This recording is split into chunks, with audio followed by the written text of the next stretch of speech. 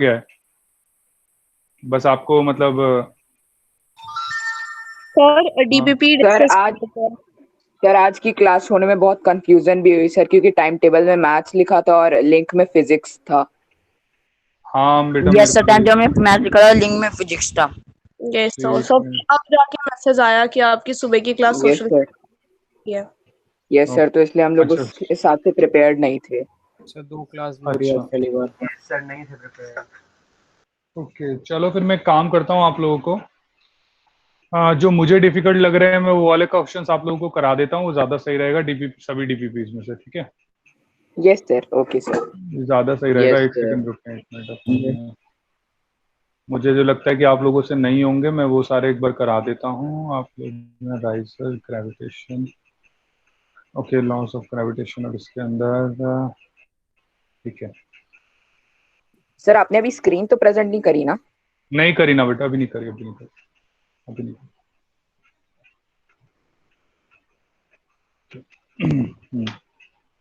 ये आपकी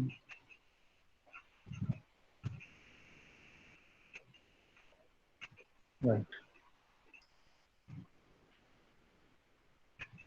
पहली डीपीपी, दूसरी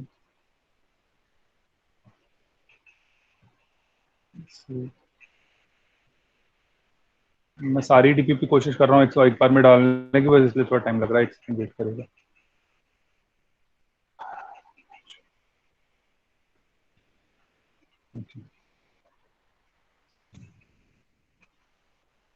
ओके, मैं अब धीरे धीरे एक एक क्वेश्चन करके देख लेता हूँ जितने, लेकिन ऐसा नहीं है कि आप अगर मैंने करा दिया तो फिर अब आप लोग करोगे नहीं, ठीक है? तो प्लीज मेक श्योर कि आप लोग करें सभी।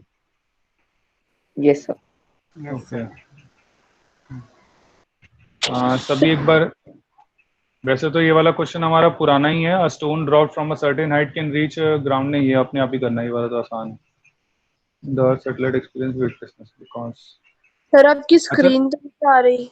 हाँ हाँ बेटा मैं समझ गया, मैं कर ही रहा था आपको, एक सेकंड, बस आपको मैं बता रहा था कि कुछ क्वेश्चंस ऐसे होंगे जो, ओके सभी को अभी दिख रही है? Yes sir. Yes yes sir. Yes sir.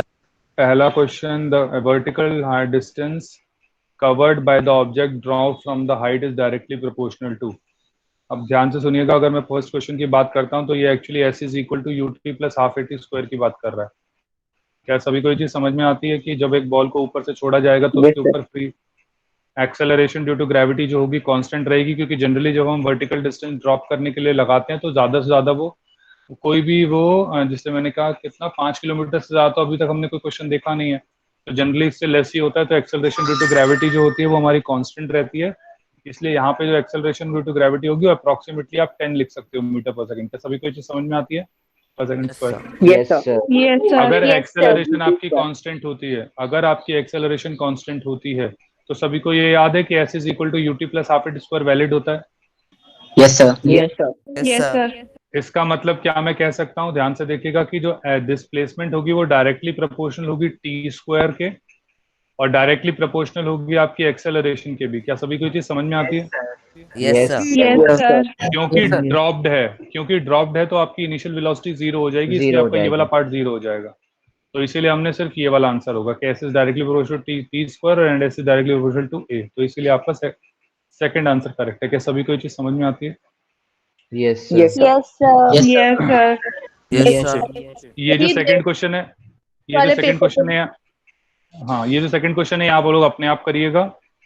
आसान क्वेश्चन है। उसने बोला क्या है कि if the stone is drop from a certain height, अब वो 10 सेकंड में पहुंचता है ग्राउंड में, ठीक है? तो अगर 10 सेकंड में पहुंचेगा तो कुछ डिस्टेंस होगा। कितना डिस्टेंस होगा? तो अगर मैंने ड्रॉप किया है तो S is equal to UT plus half A T square, तो S is equal to half into 10 into 10 का स्क्वायर। क्या सबको समझ में आता है? 500 मीटर होगा। Yes sir. Yes sir. अच्छा, उसके बाद उसने क्या कहा कि उसको स्टॉप कर लिया गया after 6 seconds. After 6 second stop कर लिया गया, इसका मतलब 10 इंटू 6 का स्क्वायर, ये हो जाएगा 5, 16, 6 का होल स्क्वायर इज 36, 36 180। तो इसका मतलब 180 पे उसे पकड़ लिया गया। क्या सबको ये चीज समझ में आती है? 180 मीटर बाद। Yes sir. तो इसका मतलब उसका जो डिस्टेंस रह गया वो कितना रह गया? सभी को ये चीज क्लियर है? 320 मीटर डिस्टेंस रह गया। Yes sir. अब देखो उसने क्या कहा, उसको दोबारा छोड़ दिया गया। तो अलाउड टू फॉल अगेन, तो इनिशियल वेलोसिटी दोबारा 0। अब कितना टाइम लगेगा वो निकालना है। क्या सबको क्वेश्चन क्लियर है? Yes sir. ये सर 8 सेकंड्स में हो जाएगा। तो hence 120 divided by acceleration into T का स्क्वायर, यहाँ पे 5 आएगा, 5 को इससे करेंगे तो 5 6 और 4 64, तो टी हमारा 8 सेकंड आ जाएगा। 8 सेकेंड्स।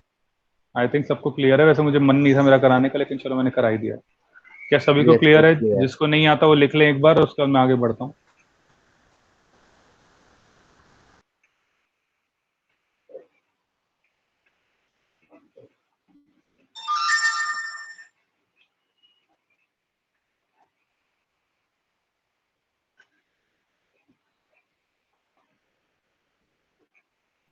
Sir return.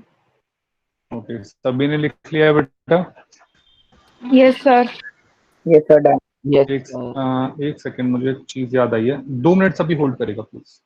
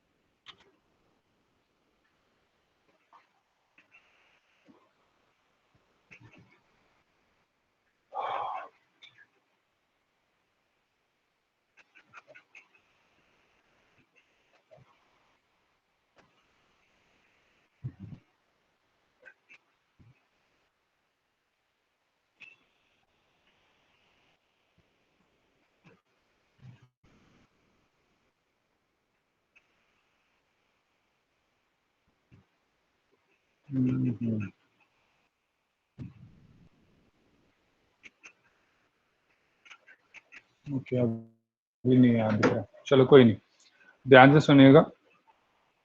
क्या लिखा है? An astronaut inside N earth satellite experience weightlessness. अब वो वेटलेसनेस किस लिए होती है? अब ध्यान से सुनिएगा वो क्या हो रहा है। अब मान लीजिए आपने ये वाली चीज काफी बार सुनी होगी। जैसे आप लोगों ने सभी ने देखा है कि अगर एक बॉल है उसको मैं छोड़ दूं तो वो कहाँ जाएगा? नीचे। क्या सबको ये चीज समझ में आती है? Yes sir.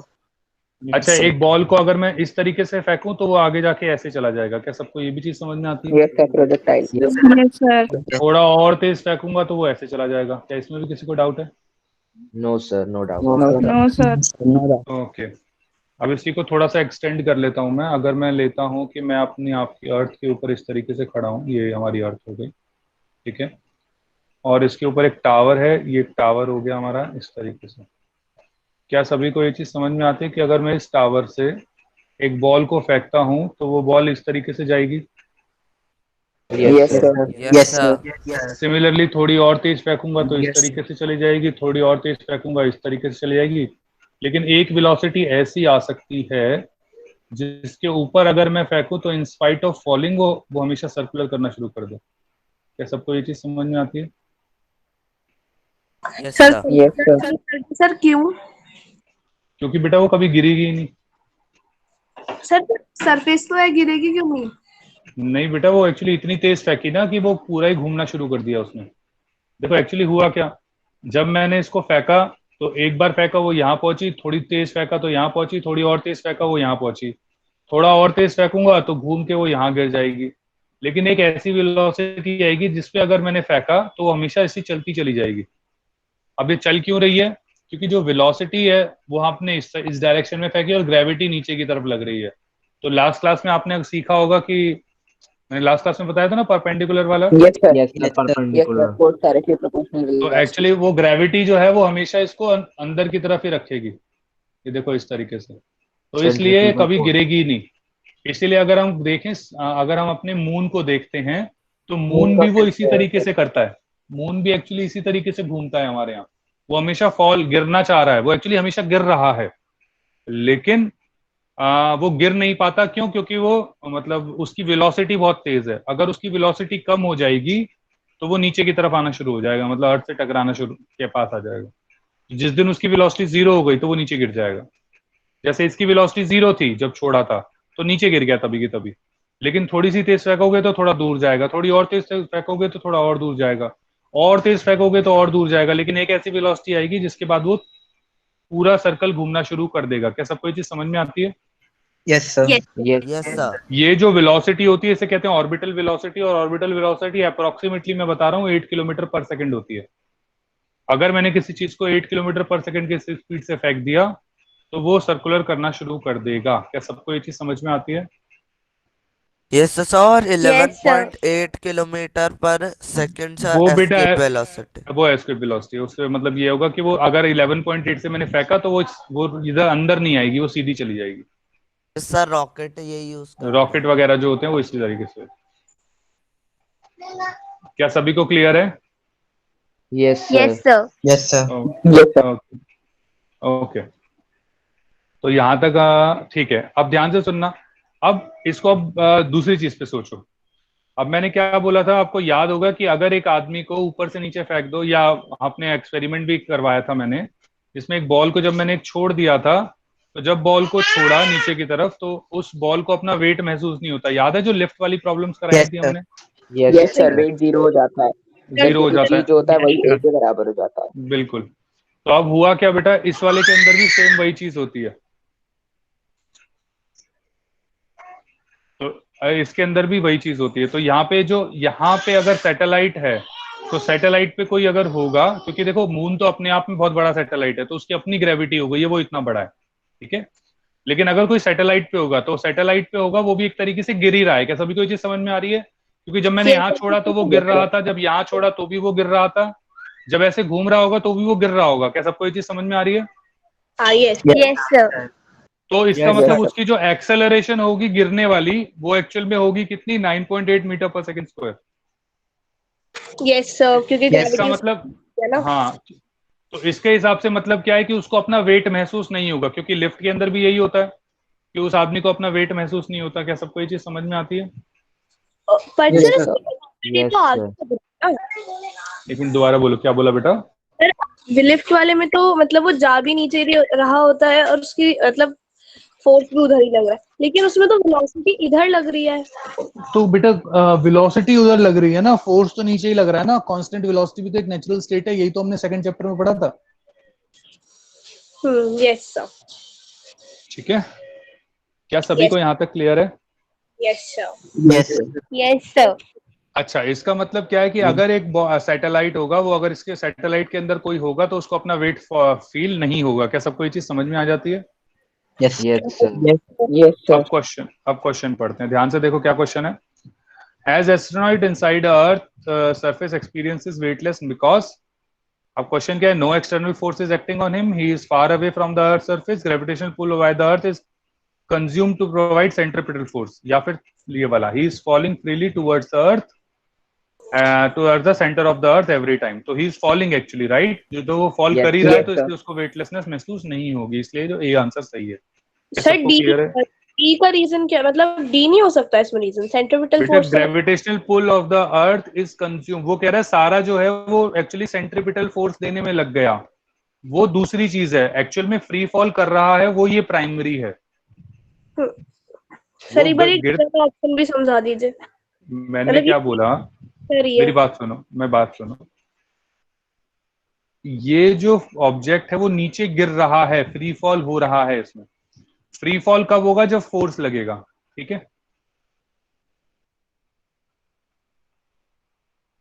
आवाज आ रही है मेरी?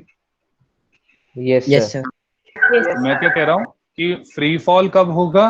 जब एक सेकंड, हाँ, जब ग्रेविटेशनल फोर्स लग रही है, इसकी वजह से फ्री फॉल हो रहा है, ठीक है।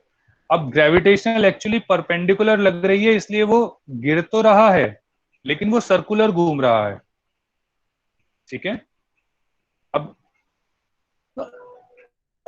तो इसमें मैं आपको क्या समझाना चाह रहा हूं कि एक्चुअल में बॉडी कर फ्री फॉल रही है, तो ग्रेविटेशनल पुल जो है वो उसको करा फ्री फॉल रहा है। सेंट्रिपिटल फोर्स लग रही है, वो तो ऑटोमेटिकली कन्वर्ट हो रहा है सेंट्रिपिटल फोर्स में, लेकिन लग उस पे फ्री फॉल ही रहा है, बॉडी गिर फ्री फॉल ही रही है।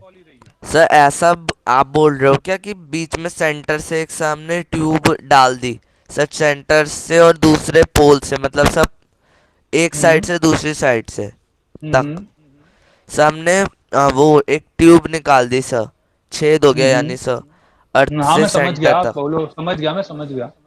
तो सर कभी हम फॉल करेंगे सर तब भी तो वेटलेसनेस होगी सर, अगर हम उसमें गिर गए तो फिर क्या होगा?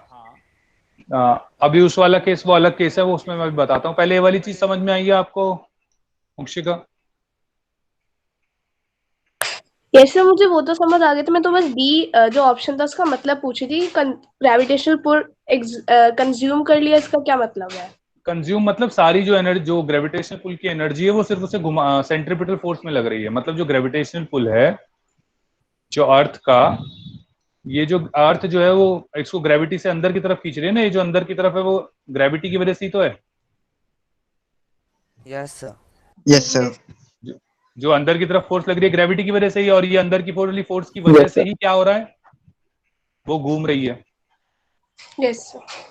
अब वो कह रहा है कि जो सारी एनर्जी वो सेंट्रीपिटल फोर्स में लग रही है, तो कह वो सही रहा है, तो ये ऑप्शन गलत नहीं है, लेकिन इस ऑप्शन का आंसर सही ये वाला है कि हमें वेटलेसनेस क्यों नहीं होती है, क्योंकि ऑब्जेक्ट फ्री फॉल कर रहा है।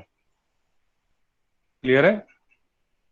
ग्रेविटेशनल पुल सारा Yes, sir. कंज्यूम हो रहा है सेंट्रीपिटल फोर्स में, वो बात Yes, बिल्कुल sir. सही है।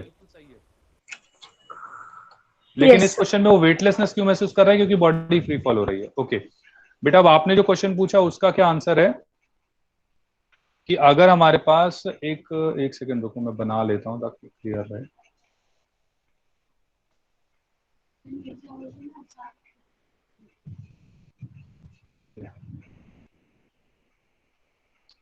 ये हमारी अर्थ थी, ठीक है। अब इस अर्थ में हमने क्या किया, एक स्ट्रेट लाइन इस तरह से ट्यूब खींच दी। एक्चुअली 11th का मतलब क्वेश्चन होता है, लेकिन चलो इस तरह से हमने एक अर्थ के अंदर ट्यूब ड्रॉ कर दी, एक होल ड्रॉ सर कर दिया। मैंने पढ़ा है कि सर हम कभी दूसरी साइड से गिरेंगे ही नहीं सर। नहीं, मैं बताता हूँ ना वो क्यों नहीं गिरेंगे, मैं बताता हूँ। तो एक्चुअली होता क्या है, नहीं मिट रहा है। अब इसको मान लो कि बेटा यहाँ पे होल है, ठीक है, यहाँ से पूरा हमने होल कर दिया और ये सेंटर पे है। तो होगा क्या, जब आपको यहाँ से छोड़ा जाएगा फॉर एग्जाम्पल, तो सबको समझ में आता है कि यहाँ पे आपकी वेलोसिटी बढ़ना शुरू हो जाएगी, Yes, sir. Yes sir. क्योंकि एक्सेलरेशन उसको फोर्स है जो नीचे की तरफ खींच रहा है। तो आपकी वेलोसिटी बढ़ती जाएगी बढ़ती जाएगी बढ़ती जाएगी। यहाँ पे आके आपकी वेलोसिटी जो होगी वो मैक्सिमम होगी। यहाँ पे आके आपकी जो वेलोसिटी वो मैक्सिमम होगी। क्यों? क्योंकि यहाँ पे बढ़ती गई है। एक्सेलरेशन हमेशा, जो ग्रेविटेशनल Yes, फोर्स sir. थी वो हमेशा अट्रैक्टिव थी। लेकिन अब हुआ क्या कि ये जो अट्रैक्टिव फोर्स थी तो मैक्सिमम, लेकिन धीरे धीरे जैसे जैसे हाइट कम हुई तो सबको समझ में आता है कि एक्सेलरेशन धीरे धीरे कम होती चली जा रही थी। Yes, sir. Yes sir. और ये जो acceleration Yes, due sir. To gravity है, जब आप सेंटर पे पहुंचते हो तो जीरो हो जाती है। तो एक्सेलरेशन ड्यू टू ग्रेविटी जब सेंटर पे पहुंचते हो तो जीरो होती है। क्या सभी को ये चीज समझ में आती है? Yes yes sir. Sir. Yes, तो sir. अब हुआ क्या बेटा, ये बॉल नीचे की तरफ जा रही थी। Yes. जब ये यहाँ पहुंची सेंटर पे तो नीचे की तरफ जा रही थी मैक्सिमम वेलोसिटी से। अब जैसे ही ये इस पॉइंट से मान लो यहाँ पहुंची, यहाँ पे, तो ये जा तो नीचे की तरफ ही रही है, लेकिन ग्रेविटी जो है उसके ऊपर की तरफ लग रही है। जैसे इस पॉइंट पे थी तो ग्रेविटी नीचे लग रही थी, क्योंकि ग्रेविटी Yes, हमेशा sir. सेंटर की तरफ लगती है।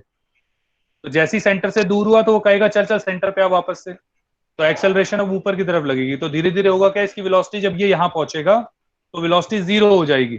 सिमिलरली ये ऐसे ही यहाँ पे चक्कर ही लगाता रह जाएगा। तो हमेशा ऑसिलेट करता रहता है, ये कभी भी इससे पार नहीं जा पाता। तो ये वाला मतलब उस होल से बाहर निकल ही नहीं पाएगा। हाँ, वो होल से कभी बाहर नहीं निकल पाएगा। सर ऊपर नीचे चक्कर लगाता रहता है। हाँ, बस चक्कर लगाता रहता है इसी के अंदर। अगर ऐसा हुआ तो क्या सभी को क्लियर है? Yes sir. सर उन्होंने सर वीडियो में भी सर यही बताया था सर, ये है पर रीजन नहीं पता था। नहीं, वो यही वाला है ना, क्योंकि सेंटर एक्चुअली फोर्स जो है वो सेंटर की तरफ ही हमेशा Yes, sir. टिल्टेड रहती है, तो इस वजह से। क्या सभी को समझ में आया बेटा ये वाला? Yes, Yes, sir. Yes, sir. Okay. I'll just get back to the next question then. ध्यान से देखिएगा। अब a ball is dropped from a tower of 150 height at the same ball is thrown with a velocity. ये मैंने करा रखा है, ऐसा क्वेश्चन अपने आप करना। A ball is dropped for ये 6 second, it takes cover 1/9 of a distance. ध्यान से देखो, ये वाला मैं एक बार करा देता हूँ। A ball is dropped from a certain height, takes 6 seconds to reach the ground. तो इसका मतलब अगर मैंने यहाँ से बॉल छोड़ी तो 6 सेकंड में वो नीचे पहुंच गया। अभी मैंने पीछे थोड़ी देर पहले ही किया था कि 6 सेकंड्स के अंदर अगर बॉल नीचे गिर रही है 180 मीटर. तो 180 मीटर वो डिस्टेंस ट्रेवल करेगी। सबको ये चीज समझ में आती है? Yes, sir. Yes, sir. Yes Yes, sir. sir. अच्छा, उसके बाद वो कहता है how much time does it take to cover the 1/9 distance from the starting from the top. जब वो सर ऊपर से 20 शुरू मीटर हो रहा है से तो ऊपर से वो कितना डिस्टेंस ट्रेवल करेगा, तो 120 मीटर का 20 मीटर। नाइन्थ हो जाता है 20 मीटर। सभी को ये चीज समझ 20 में आती है? Metre. Yes sir. Yes sir 180 metre Yes, का sir. 20 हो जाएगा। हाँ 20 हो जाएगा। और सभी को ये भी पता होना चाहिए कि 20 मीटर क्या 2 सेकंड में कवर होता है? Yes sir. Yes yes sir. Sir. Sir हाँ ये बेटा। वाला एग्जांपल एक बार दोबारा बता दो। बेटा 6 सेकंड में एक बॉल थी, उसे छोड़ा गया, वो 6 सेकंड में ग्राउंड पे पहुंची, तो ये चीज समझ में आती है कि 6 सेकंड में वो 180 मीटर ट्रेवल करेगी। इक्वेशन से ही तो निकाला ये। हाँ बेटा निकाला, इक्वेशन सही है, लेकिन अभी पीछे वाले इक्वेशन, अभी जो हमने पिछला क्वेश्चन किया था उसमें 180 आया था, इसलिए मैंने डायरेक्ट बता दिया, आएगा इक्वेशन से ही। जो अभी सेकंड क्वेश्चन हमने किया था उसमें 180 आया था, अगर आपको याद हो, क्योंकि उसने बॉल को 6 सेकंड पहले पकड़ा था। मैं दिखा देता हूँ यार। Yes sir, s is equal to 1/2 AT square। ये दिखा, ये देख 180 आया ये वाला। Yes sir. तो वो क्यों आया था? क्योंकि यहाँ पे मैंने 180 मीटर बाद पकड़ा था उसे, 6 सेकंड बाद पकड़ा था, सॉरी, तो इसलिए मैंने इसमें कराया नहीं। अच्छा 180 बाद पकड़ा है तो 180 मीटर तक पहुंच गया। अब वो कहता है how much time does it take to cover 1/9 पूछ रहा है वो ऑफ द टोटल डिस्टेंस। तो 1/9 कितना होगा भाई? 180 का 1/9 होता है 20, 9 से डिवाइड कर दो, तो 20 मीटर कितनी देर में ट्रेवल होता है? ये आपको मैंने सर 2 करा रखा है सेकंड्स। डायरेक्ट फॉर्मूला याद करने के लिए, 2 2 सेकंड। सेकंड्स में। तो इसलिए आपका आंसर ये Yes. होगा। क्या सबको ये चीज समझ में आ रही है? Yes sir. Yes sir. Yes अब इसमें क्या होता है जनरली, देखो मैं इसको डायरेक्ट भी एक चीज बताता हूँ कि कभी अगर इनिशियल वेलोसिटी आपकी 0 होती है और एक्सेलरेशन जो होती है वो कांस्टेंट होती है, दोबारा रिपीट कर रहा हूँ, अगर इनिशियल वेलोसिटी 0 होती है और एक्सेलरेशन कांस्टेंट होता है तो कॉन्जिक्यूटिव टाइम इंटरवल में जो डिस्टेंस ट्रेवल होता है वो 1:3:5:7:9 ऐसे चलता जाता है। तो इसमें होता क्या है कि इसमें जो टाइम पीरियड होगा वो कांस्टेंट होना चाहिए। टाइम पीरियड जो होता है वो कांस्टेंट होना चाहिए। टाइम पीरियड कांस्टेंट मतलब अगर 1 सेकंड का गैप ले रहे हो तो 1 सेकंड का, 2 सेकंड का ले रहे हो तो 2 सेकंड का, 3 का ले रहे हो तो 3 सेकंड का। क्या सभी को ये चीज समझ में आती है? नहीं सर, मतलब Yes, sir. जैसे 6 सेकंड है तो 6 सेकंड होने चाहिए ना क्या बेटा? सर। टाइम कांस्टेंट होने का मतलब क्या है? अगर टाइम 6 कांस्टेंट का मतलब अगर मैंने नहीं, मैं बता रहा हूँ टाइम कांस्टेंट होने का मतलब क्या है कि अगर मैंने कहा कि एक टाइम पीरियड को मैंने 1 सेकंड ले लिया मान लो, तो 1 सेकंड में जो डिस्टेंस ट्रेवल होगा उसके बाद जो अगले 1 सेकंड में होगा और उसके बाद जो अगले 1 सेकंड में होगा वो उसका जो रेशियो होगा डिस्टेंस का, वो रेशियो होगा 1:3:5। अभी समझ में आया? मैं सर, बता इस- देता हूँ ध्यान से। हाँ मैं बता रहा हूँ, कोई बात नहीं, मैं बता रहा हूँ, ध्यान से सुनिएगा। मैंने आप लोगों को बताया था अगर वो कोई बॉल ऊपर से नीचे गिरती है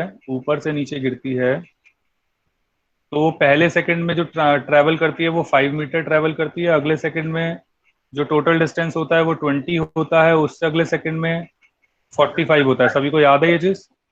yes sir. Yes sir. Yes sir. फिर 80 अच्छा उसके फिर बाद कितना होता है? 80 80 मीटर और उसके बाद 125 यस 125 Yes, sir. सर उसके 180। और उसके बाद मैं एक स्टेप और खुद जा रहा हूँ थोड़ा सा, 180 हाँ मतलब बाकी बच्चों को भी पता है लेकिन मैं एक स्टेप खुद और अपने हिसाब से जा रहा हूँ, उसका अगला होता है 180। Yes sir. ठीक है, अब ध्यान से सुनिएगा। अब ये टोटल 6 सेकंड की बात कर लिया मैंने, अब ध्यान से सुनना। अगर 1 सेकंड में 5 मीटर ट्रेवल हुआ है तो सबको समझ में आता है अगले सेकंड में 15 मीटर हुआ है, यस सर, Yes, sir. 20/5। और Yes, उससे sir. अगले सेकंड में सबको दिख रहा है कि 25 हुआ है। Yes sir. तो यस सब सर। देखो तो अगर इसका रेशियो आपको देखोगे तो 5:15:25 सबको दिख रहा है 135। Yes sir. Yes sir. Yes, मोक्षिका sir. समझ में आई ये वाली चीज या नहीं? आ गई। ओके अच्छा ध्यान से देखना, ये 45 ये 80, तो अगला क्या है 35, तो 35 दोबारा 1 सेकंड का, तो 45 आगे अपने आप 7 आ जाएगा, अगली बार ऑटोमेटिकली 9 आ जाएगा, अगली बार ऑटोमेटिकली 11 आ जाएगा। क्या ये चीज समझ में आई है? Yes sir. अच्छा अब मैं वापस से एक और चीज पे आता हूँ इसी चीज को समझाने के लिए। अगर मैं टाइम पीरियड लेता 2 सेकंड, तो देखो 2 सेकंड में उसने कितना ट्रेवल किया 20, उसके बाद 2 सेकंड के Yes. 4 सेकंड बाद हो जाएगा, यस सर, 80 मीटर। 4 सेकंड में देखो कितना हो गया 80। 80। अब 80. फर्स्ट 2 सेकंड में था 20, उसके बाद था 80, तो ये कितना रह गया बीच में 60। 60। तो आप ध्यान से देखो तो 20:60, क्या सबको दिख रहा है 1:3? Yes sir. Yes, sir. 1:3। तो इसका मतलब अगला 5 होना चाहिए, तो 5 होगा तो ऑटोमेटिकली क्या आप लिख सकते हो ये 100 ही होना चाहिए। Yes sir. Yes sir. अगला 7 Yes, होना sir. चाहिए तो इसको समझ में आता है अगला 140 होना चाहिए। Yes, sir. Yes, sir. Yes, sir. तो इसका मतलब क्या है, ये 2-2 सेकंड का गैप लिया है, लेकिन रेशो हमेशा 1:3:5:7 ही रहेगा। क्या सबको ये चीज समझ में आती है? Yes, sir. Yes, sir. Mokshika clear है ये वाली चीज बेटा? Yes sir. अच्छा, पिछले क्वेश्चन में आप एक्चुअली आपको कितना दिया था? आपको दिए थे 6 सेकंड और आपको बोला गया था 1/9। अब ध्यान से सुनना, 6 सेकंड और 1/9, जब भी 1/9 ऐसा कुछ मिले आपको तो आपको दिमाग खटकना चाहिए। अच्छा 9 बोला है, ठीक है, तो आपको सबसे पहले क्वेश्चन होना चाहिए अच्छा 1:3:5:7 ऐसा होना चाहिए। तो 1 + 3 कितना होता है बेटा? 4 4 4 4 + 5 कितना होता है? 9 तो 9 आ गया। देखो, तो इसका मतलब अच्छा हमें 3 पार्ट करने हैं इक्वल। अच्छा टोटल टाइम पीरियड कितना था? 6। तो 6 का 1/9 देखो 1/9 ये 1 ही पूछा है, तो इसका मतलब मुझे टाइम पीरियड का फर्स्ट टाइम पीरियड का पार्ट निकालना है। फर्स्ट टाइम पीरियड, क्योंकि ये देखो टोटल टाइम पीरियड था 6, 3 में डिवाइड करना है। तो सबको समझ में आया? एक पार्ट जो होगा उसको 2 सेकंड होगा। Yes, sir. Yes, sir. Yes, sir. तो हैंस क्या मैं डायरेक्टली लिख सकता हूँ 2 second? Yes, sir. Yes sir नहीं आया? Yes, sir. अरे नहीं आया तुम लोगों को? नहीं सर आया आ सर। गया। सर आ गया। किसको नहीं आया नाम बताएं? Sir, आ गया। Lavya. Sir Mokshika. Okay, Mokshika को भी नहीं आया, लव्य को भी नहीं आया। Okay, again I come back to this. इसको मिटाता हूं मैं, ध्यान से सुनिएगा। सर पर जरूरी कोई ना है कि अभी इस वाले 6 सेकंड में क्या पता उसने 25 किया, मतलब उसके बीच वाले पार्ट में क्या पता 20 के बाद उसने 35 किया हो अगले उसमें सेकंड में कवर। अगर एक्सेलरेशन कांस्टेंट है तो बेटा वही रहेगा। एक्सेलरेशन कांस्टेंट है और टाइम पीरियड कांस्टेंट ले रहे हैं, तो जैसे टाइम पीरियड मैंने यहाँ पे कितना लिया, पहले वाले में दिया था 1 सेकंड, उसके बाद दिया 2 सेकंड, तो टाइम पीरियड कांस्टेंट होना चाहिए। अगर टाइम पीरियड कांस्टेंट होगा तो हमेशा 1:3:5 होगा, प्लस इनिशियल वेलोसिटी 0 होनी चाहिए। तो ये कंसिस्टेंट है, मतलब इसमें कोई चेंज नहीं आना चाहिए। जैसे अब मैंने इसमें भी देखो, इसमें बोला होगा क्वेश्चन अगर आप पढ़ोगे तो बॉल इज ड्रॉप्ड, तो बॉल ड्रॉप्ड होगी तो इनिशियल वेलोसिटी 0 होगी। देखो, अ ball is dropped from a certain height, दिख रहा है? Yes, sir. यस सब सर मुझसे आ गया। ठीक है, अब इसी को देखो, मैं पिछले वाले क्वेश्चन से आपको रिलेट करता हूं, थोड़ा डिफिकल्ट होगा लेकिन सोचना। उसने क्या बोला कि a stone is dropped from a certain height can reach the ground in 10 seconds. सभी को ये चीज समझ में आ रही है? Yes, sir. Yes, sir. अब 10 सेकंड्स को आप क्या करो, क्योंकि देखो यहाँ पे 6 सेकंड्स दे रखा है, तो आप इसको 2 सेकंड्स के इक्वल टाइम इंटरवल में डिवाइड कर सकते हो। ध्यान से सुनना, वैसे 1 में ही कर लो तो आपको समझ में आ जाएगा। 1:3 नहीं, ज्यादा कॉम्प्लिकेट हो जाएगा। चलो करते हैं, देखते हैं, कोई बात नहीं। 1:3:5:7:9। सब लोग ध्यान से सुनना, मैं भी सिर्फ 2 सेकंड के टाइम इंटरवल में 10 सेकंड्स को मैंने 2 सेकंड्स के टाइम इंटरवल में कन्वर्ट किया है। सभी को ये चीज समझ में आ रही है? Yes, sir. Yes. Yes, sir. इसलिए मैंने इसको 5 पार्ट्स में डिवाइड कर दिया, 1, 3, 5, 7 और 9। क्या सबको ये चीज क्लियर है? Yes, sir Yes, sir. Yes, sir. किया फिर 5 पार्ट में डिवाइड कर दिया। नहीं, क्या बोला बेटा? सर टाइम पीरियड मैंने बेटा 2 सेकंड्स ले लिया, मैंने 1 सेकंड नहीं लिया, 2 सेकंड्स ही लिया। अगर 1 सेकंड लूंगा तो ऐसे 10 बार लिखना पड़ेगा, तो मैंने थोड़ा आसान करने के लिए उसको 2 सेकंड्स का टाइम पीरियड ले लिया, तो मैंने इसको 1, 3, 5, 7, 9 लिख दिया। इसमें कोई डाउट है बेटा अभी तक? No sir. मोक्षिका नहीं आ रहा? सर मुझे तो नहीं आ रहा। ओके, मैं कह रहा हूं a stone is dropped from a certain height, 10 second में वो पहुंच रही है ग्राउंड पे। तो जो 10 सेकंड में उसने टोटल ट्रेवल किया है उसको मैंने 5 इक्वल पार्ट्स में डिवाइड कर लिया। 5 इक्वल पार्ट में टाइम के हिसाब से, डिस्टेंस के हिसाब से नहीं, टाइम के हिसाब से। तो एक T1, T2, अब 5 पार्ट्स में डिवाइड किया तो 10 सेकंड का 5 पार्ट होगा 2 सेकंड्स। इसका मतलब क्या है, जो अभी हमने ये कर रहे थे यहाँ पे ये वाला, तो पहले 2 सेकंड में कितना होगा 20 मीटर, अगले 2 सेकंड में कितना होगा 60, उससे अगले में 140। ये चीज समझ में आई ये वाली, जब ये की थी हमने? Yes sir yes sir. Yes sir. तो ये ऐसे किया है। अभी समझ में आया मोक्षिका? नहीं आया?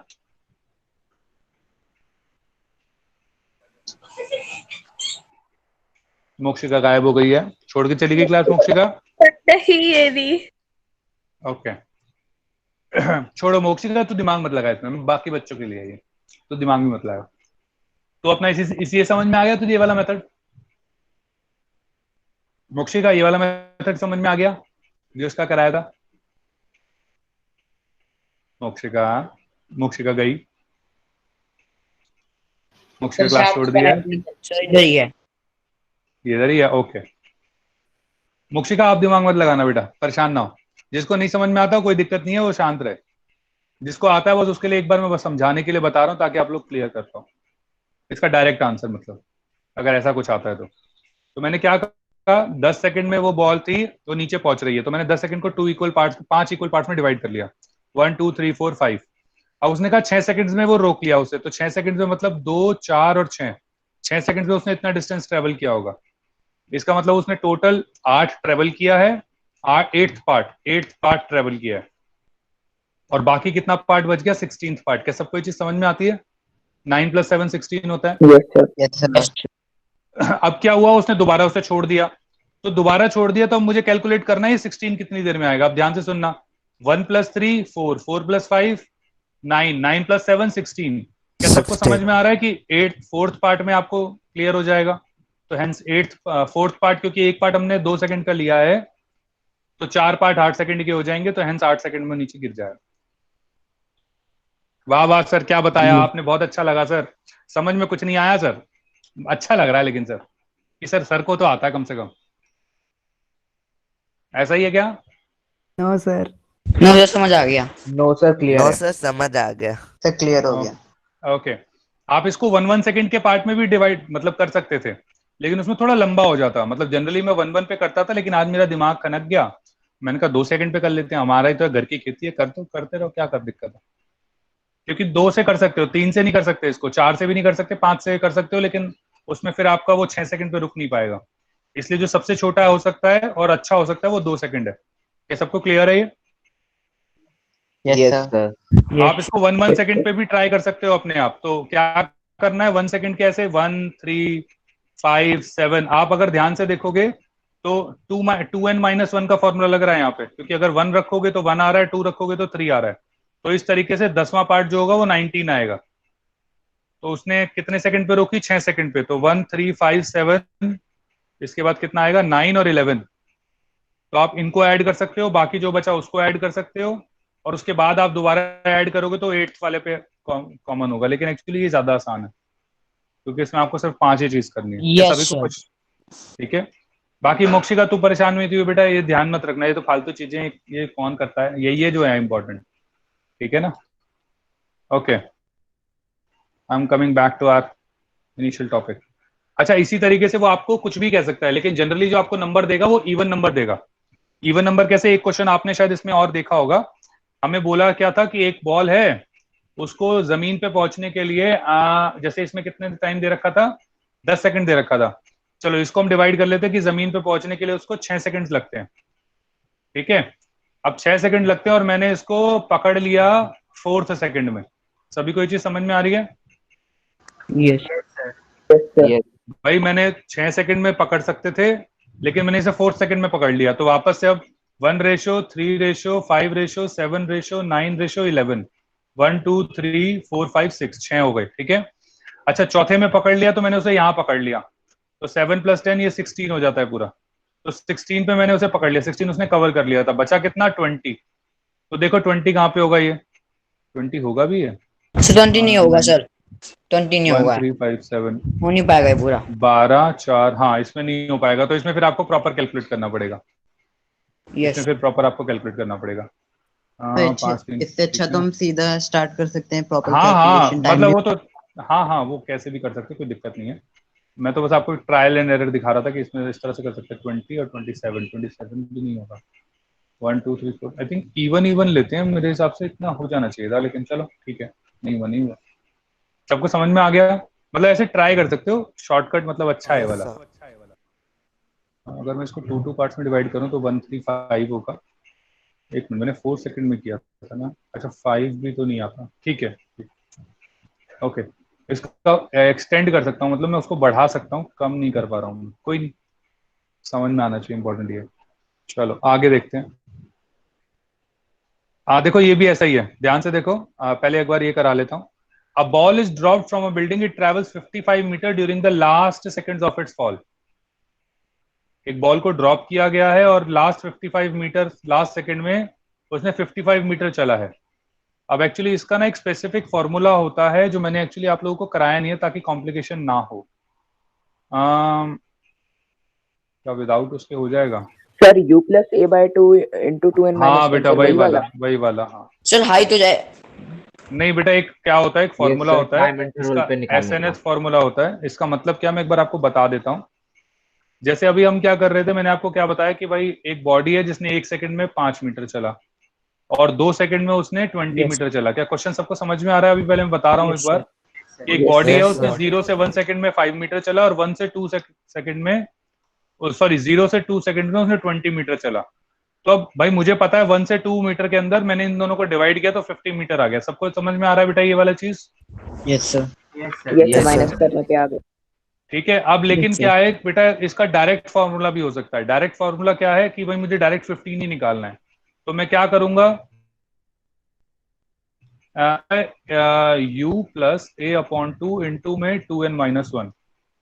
अब इसका मतलब क्या है, ध्यान से सुनना। इनिशियल वेलोसिटी कौन सी वेलोसिटी जिससे उसने स्टार्ट किया, ये वाली वेलोसिटी। जैसे इस वाले केस में क्या है वेलोसिटी, सेकंड वाला है ना? हाँ बेटा ns वाला है। तो इनिशियल वेलोसिटी क्या हो जाएगी, 0। एक्सेलरेशन जैसे इस केस में हमने जनरली लेते हैं 10, तो 10 आ जाएगी, 10 डिवाइडेड बाय 2 इंटू में, देखो कौन से सेकंड की बात कर रहे हैं, 0 से 1 को हम कहते हैं फर्स्ट सेकंड, 1 से 2 सेकंड कहते हैं सेकंड सेकंड। तो इसमें n की जगह आ जाएगा 2, तो 2 यहाँ पे आ जाएगा 2 माइनस 1, 2 2 जा 4, 4 माइनस 1 3, ये आएगा 5, तो 3 5 जा 15। तो सभी देखो डायरेक्ट आपका 15 आ गया। Yes sir. Yes sir. मुझे सर, सिर्फ current 3 case यस में आए apply हैं। करते क्लास में 47 बच्चे हैं, शायद मुझे ऐसा लग रहा है 29 बच्चे। क्या सभी को समझ में आया है? 25 बच्चों को, बाकियों को? Yes sir. Yes sir. Okay, तो इसका डायरेक्ट फॉर्मूला बेटा ये वाला होता है। ये जो ऐसे इसमें भी डिस्प्लेसमेंट होता है, लेकिन अभी आप सिंपल तरीके से, बस मैं सिंपल वाली चीजें बता रहा हूँ, तो इसमें डायरेक्ट ये फॉर्मूला लगा सकते हो आप। ठीक है, ओके, एक बार ये लिख लो फॉर्मूला, उसके बाद कहीं और लग रहा होगा तो मैं बताऊंगा। जैसे इस वाले केस में लग रहा है, तो इस वाले को, इस केस में उसने क्या कहा कि लास्ट सेकंड में 55 मीटर चला। जब भी लास्ट सेकंड की इस तरह से बात होती है, आपके लेवल पे जो सवाल आएगा जनरली, उसमें लास्ट सेकंड में तो ऐसी ये डिस्प्लेसमेंट जो हो जाएगी वो आपकी हो जाएगी 55। इनिशियल वेलोसिटी आपकी 0 है, एक्सेलरेशन आपने 10 लिया है, तो 10 बाई 2 इंटू में 2n माइनस 1, ये 2 से आ जाएगा 5, 5 से आ जाएगा 11, तो 11 is equal to 2n minus 1, और n कितना आ जाएगा आपका 6। क्या सबको ये चीज समझ में आई है? Yes yes sir. सर। और टोटल डिस्टेंस 180 मीटर। तो अब 6 सेकंड्स में आपका जो टोटल डिस्टेंस होता है वो 180 मीटर होता है, ये आप लोगों को पता भी है। Yes sir. क्या सभी को समझ में आया है ऐसा कुछ? Yes sir. हमें एन देता क्या है इसमें? Yes sir. n बेटा टाइम है, बेटा टाइम कौन से सेकंड में निकालना है। जैसे क्या होता है इसके अंदर n क्या लेते हैं हम, जैसे टाइम है अलग अलग, 0 से 1 सेकंड, 0 से टाइम शुरू होता है। तो अगर मैं कह रहा हूं 1, तो इसका मतलब जो मैं टाइम कह रहा हूं वो 0 से 1 सेकंड के बीच का है, इसे कहते हैं फर्स्ट सेकंड। अगर मैं कह रहा हूं सेकंड 2, n की जगह मैंने डाला 2, तो n की जगह 2 का मतलब है 2 से 1 सेकंड से 2 सेकंड के बीच में जो डिस्टेंस ट्रेवल हुआ। अगर मैं कह रहा हूं 3, n3, तो इसका मतलब है 2 से 3 के बीच में। क्या समझ में आया बेटा क्या कह रहा हूं मैं इसमें? Yes sir. ये वाला चीज। Yes sir. तो जो भी सेकंड दे रखा है उससे 1 सेकंड कम कर लो। फर्स्ट दे रखा है तो 1 से 0, 2 दे रखा है तो 2 से 1, 3 दे रखा है तो 3 से 2। पीछे की तरफ आ जाओ। क्या सभी को क्लियर है? Yes sir. Yes sir. Yes sir. Okay, तो ये वाला क्वेश्चन हमारा इस तरीके से होना था। अगला क्वेश्चन देखो, a body falling freely from rest covers. देखो जब भी आपको इस तरह से रेशो आ जाए ना, तो आपके कान खड़े हो जाने चाहिए। ये 7/16 देखो, तो वापस से आपको जैसे ही ऐसा कुछ रेशो मिलता है तो आपको याद आना चाहिए 1:3:5:7:9। ध्यान से देखो 1 + 3 + 5 7 और 9, तो a body falling freely from rest covers 7/16 of the total height in the last second. तो लास्ट सेकंड में वो 7/16 कवर कर रही है। लास्ट सेकंड मतलब 7 अगर ये है तो बस यहीं काट दो, तो 7/16 आपका ये पार्ट हो गया, क्योंकि 7 + 9 5 12 12 + 3 15 15 + 1 16, तो टोटल 16 हो गया, उसका 7/16 लास्ट सेकंड में। क्या सबको ये चीज समझ में आ रही है? सर एक बार रिपीट कर दीजिए, नहीं आ सर रहा। आ गया। बहुत बढ़िया। सर आपने 7 के Yes, बाद sir. डिमार्केशन क्यों लगाया? एक सेकंड बेटा, क्या कह रहे हो बेटा, दोबारा बोलो।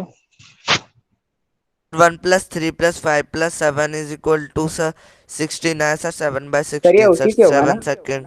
हाँ बेटा, वो सेकंड जो मैंने फर्स्ट वाला बताया था 1:3:7, कभी देखो अब यस इसमें सर, क्या हुआ, आपको का रेशो दे रखा 7/16 का, तो अगर 7/16 का आपको रेशो दे रखा है, उसने बोला है कि ये जो टोटल हाइट है उसका 7/16 वो लास्ट सेकंड में कवर करता है। क्या लास्ट सेकंड का मतलब 1 सेकंड ही होता है? Yes sir. Yes, sir. अब सबसे पहले तो मुझे समझ में आ गया 1 सेकंड का टाइम डिफरेंस है। उसके बाद 7/16 है, तो मैंने 1 3 5 7 किया, तो 7 4th आता है। क्या सबको ये भी चीज समझ में आती है? Yes, sir. Yes sir. Yes sir. तो आप ध्यान से देखो, टोटल 16 दे रखा है, तो 7 + 5 + 3 + 1 16 होता है। तो इसका मतलब वो इस वाले सेकंड की बात कर रहा है। अगर इस वाले सेकंड की बात कर रहा है तो Yes, आपको sir, पता लग गया 4 वो 4 सेकंड्स की बात कर रहा है, क्योंकि 1 2 3 4 होता है, और 4 सेकंड्स में जो टोटल डिस्टेंस होता है सभी को याद है 80 मीटर होता है। Yes, sir. Yes sir. Yes अब सर, ध्यान से देखो, ऑप्शन देखो, हाफ एक तो आप ऑप्शन देखोगे तो देखो इसमें कौन कौन से ऑप्शन है। 80 के पास देखो कौन सा ऑप्शन है, 80 के आसपास कौन सा ऑप्शन है। 78.4 meter. तो अब ये 9.8 क्यों हुआ होगा, क्योंकि इसने 9.8 ले रखा है बस, तो कोई कैलकुलेशन करने की जरूरत नहीं है, आपका डायरेक्ट आंसर आ गया। तो कभी भी इस तरह से 7/16 वगैरह या इसी तरीके से आपका 5/9 आ जाता है। ध्यान से देखो, इसी सवाल के अंदर अगर आप देखोगे तो अगर उसको यहां ब्रेक करना होता तो वो 5/9 कर देता। Yes Yes, sir. तो सर, फिर आपका जो second के लिए आंसर तो होता वो 3 सेकंड 9/25 से 45 आ जाता। 45। Yes sir. क्या सभी को ये चीज समझ में आई है? Yes, sir. यस और सर। इसी चीज को वो Yes. 9/25 भी लिख सकता था। 9/25 लिखता, 9/25 लिखता, टाइम पे। तो सर तो 5th फिर सेकंड की 5 बात होती सेकंड हो जाता तो और फिर- 125 हो जाती मीटर। क्या सभी को ये Yes, चीज क्लियर sir. है? यस है। सर। Yes, sir. क्या Yes, इसी तरीके से वो 11/36 भी लिख सकता था? Yes sir. Yes sir. Yes, yes sir. Sir. उसमें 180 तो हमें 11 बचे 11 मतलब 6 6 से रिलेट करेगा तो 180। क्या सभी को क्लियर 180 है? meter. Yes, sir. Yes sir. Yes sir. Yes इस सर। तरीके से आप कितने भी क्वेश्चन बना सकते हो, बस यही Yes, लाइन फॉलो करनी है और कुछ नहीं करना। क्या सबको क्लियर है? Yes, sir. Yes sir. Yes sir. Generally आपको 16 देखो, 7 ही आपको बता देगा कि कौन सा नंबर है, तो चौथा है, देखो डायरेक्ट 7 से ही आपको पता लग गया। प्लस आप ऐड कर लोगे तो 16 आ जाएगा, वो ऑटोमेटिकली एक और कंफर्मेशन रहती है। Yes sir sir. इसको हम ऐसे भी कर सकते हैं ना सर, ये कैसे? 2n-1/n² सर इसका फॉर्मूला बन गया कि किस सेकंड में मतलब हाँ nth सेकंड में कितना फ्रैक्शन। हाँ बेटा, कह सकता है, एक तरीके से कह सकता है। बाकी आप इसी सर, तरीके ये जो 7 को ही आपने एक्चुअली 2n-1 का, एक सर मिनट बेटा, एक मिनट यस बाकी आप 7 को भी ना 2n-1 से याद रख सकते हो। जैसे 1 है, 2 है, 3 है, 9 है, तो 9 इनडायरेक्टली कौन सा होगा भाई, 5 के लिए होगा, क्योंकि 2n-1 9 के बराबर है। तो उस तरीके से भी आप कर सकते हो, मतलब एक बढ़ा दो ना, नहीं 5 हो गया ना, हाँ ठीक है। हाँ बेटा, अब आप बोलो क्या कह रहे थे। सर, जो आपने सर 11/36 वाला केस बताया था सर, वो एक बार दोबारा से बता दो सर, वो समझ नहीं बेटा आया। 9/25 समझ में आ गया आपको? सर मतलब 9 से पहले वो साइड नंबर ऐड करके 25 आएगा, तो 9/25। 9 को भी इंक्लूड करोगे तो 25 आएगा बेटा। हाँ सर, यस यस। ठीक है, इसी तरीके से 9 के बाद 11 आना चाहिए ना, 7 9 11, यस सर। तो 11/36, क्योंकि फिर 11/25 में भी तो ऐड करोगे। ओके ओके सर, यस ठीक है सर, आ गया समझ। इसी तरीके से आप 13/49 लिख सकते हो। ये नंबर कभी नहीं मिलेगा आपको, जनरली आपको जो मिलेगा वो ये मिलेगा और ये मिलेगा, और जो 7/16 मिला ये तीन ही मिलते हैं।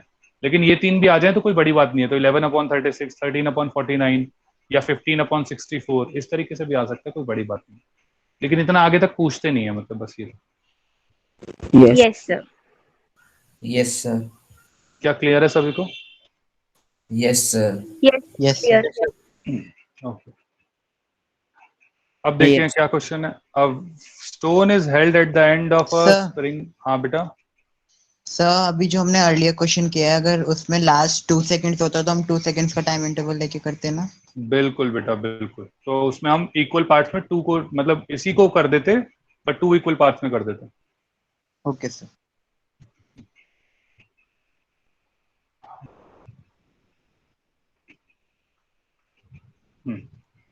जैसे इसी को अगर मैं कहूं कि 7/16 को अगर उसने 2 में कर रखा होता तो 1:3:5:7, और वो क्वेश्चन क्या करता कि भाई the time distance travelled in the last 2 seconds is 7/16 of the total height.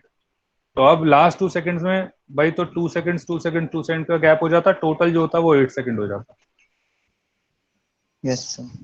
ठीक है, और 8 Yes, सेकेंड के हिसाब से आपका 320 आता है जो टोटल हाइट होती है। खत्म। यस सर, इसका मतलब हमें 1357 वाला रेशियो सेम रखना, टाइम हम बस अपने अकॉर्डिंग ऊपर नीचे अपने करके अकॉर्डिंग एडजस्ट आंसर कर निकाल सकते सकते हैं। हैं, बिल्कुल। लेकिन इसमें ध्यान ये रखना पड़ेगा कि एक्सेलरेशन कांस्टेंट होनी चाहिए और इनिशियल वेलोसिटी 0 होनी चाहिए। और सर टाइम ये भी। दो चीजें नहीं बेटा, टाइम तो अभी बात हो ही गई ना कि टाइम तो इक्वल, हम इक्वल इंटरवल में चेंज कर सकते हैं। टाइम 1 सेकंड 2 सेकंड वो तो इक्वल इंटरवल में चेंज हो सकता है, लेकिन ये 1357 तभी वैलिड होगा जब एक्सेलरेशन कांस्टेंट होगी और u 0 होगा। Okay sir. ओके, ध्यान से देखते हैं और क्वेश्चन क्या है। कहता है stone is held at the end of a spring balance, तो वो पॉइंटर शो करता है 5 किलोग्राम वेट। देखो जहां भी ऐसे कुछ 5 किलोग्राम वेट आता है तो एक्चुअली वो वेट की बात कर रहा होता है, बस उसके आगे आपको ध्यान रखना पड़ेगा कि अपने आप जी लगा देना है या फिर 10 लगा देना है, तो वो 50 न्यूटन हो जाएगा। क्या सबको समझ में आता है कि 5 sir. Kilogram Yes, sir. Weight actually मतलब है 50 newton. Just Yes, sir. Acceleration due to gravity multiply कर दो ना। उसे क्या कहा, it is release, the spring balance is released. Release मतलब उसे छोड़ दिया गया। अगर फ्री फॉल होगा, क्या सबको समझ में आता है कि एक्सेलरेशन जी के बराबर हो जाएगा, एक्सेलरेशन जी के बराबर। Yes Yes, sir. सर। और जो यही वेट सर, ये होगा वो समझ नहीं 0 आया। हो जाएगा। क्या बेटा, सर ये समझ नहीं आया। Yes, sir. क्या क्या समझ नहीं आया बेटा? सर ये वाला क्वेश्चन। अभी मैंने बताया ही कितना। मैं ये कह रहा हूँ बेटा, अगर वेट आपको 5 किलोग्राम वेट दे रखा है तो उसका मतलब 50 न्यूटन होता है। क्या ये चीज समझ में आई है या नहीं आई? Yes sir. क्योंकि ये 5 किलोग्राम वेट है तो वेट एक तरीके से वो वेट की बात कर रहा है। तो भाई 5 किलोग्राम उसने मास दे दिया, वेट में कन्वर्ट करने के लिए क्या करोगे? तो वेट होता है m/g, तो 10 से मल्टीप्लाई कर दूंगा। तो या तो उसको 5g लिख ले जिसमें g acceleration due to gravity होगा, नहीं तो फिर इसको प्रॉपर 50 न्यूटन लिख ले ताकि ध्यान रहे। क्लियर है अभी? Yes sir. अच्छा, दूसरा केस क्या बोला मैंने कि उसने उसे छोड़ दिया। देखो स्प्रिंग बैलेंस ने 5 किलोग्राम वेट दिखा दिया, अब उसने उसे छोड़ा तो स्प्रिंग बैलेंस भी छूट गया। स्प्रिंग बैलेंस की भी एक्सेलरेशन ड्यू टू ग्रेविटी जी है और स्प्रिंग इसकी वेट की भी अपनी एक्सेलरेशन ड्यू टू ग्रेविटी जी है। तो दोनों जी से नीचे जा रहे हैं, दोनों ही जी से नीचे जा रहे हैं। इसका मतलब दोनों का फ्री फॉल होगा, दोनों का फ्री फॉल होगा। इसका मतलब क्या दोनों वेटलेस हो जाएंगे? Yes sir. Yes sir. Yes, तो sir. Wait, hence zero. जो आंसर होगा वो 0 होगा। क्या क्लियर है सभी को? Yes sir. सर। ओके, इसके बाद अगर मैं देखूं तो अच्छा देखो ये क्वेश्चन, ये तो मैंने करा दिया तुम्हें। देखो पढ़ो ये वाला क्वेश्चन।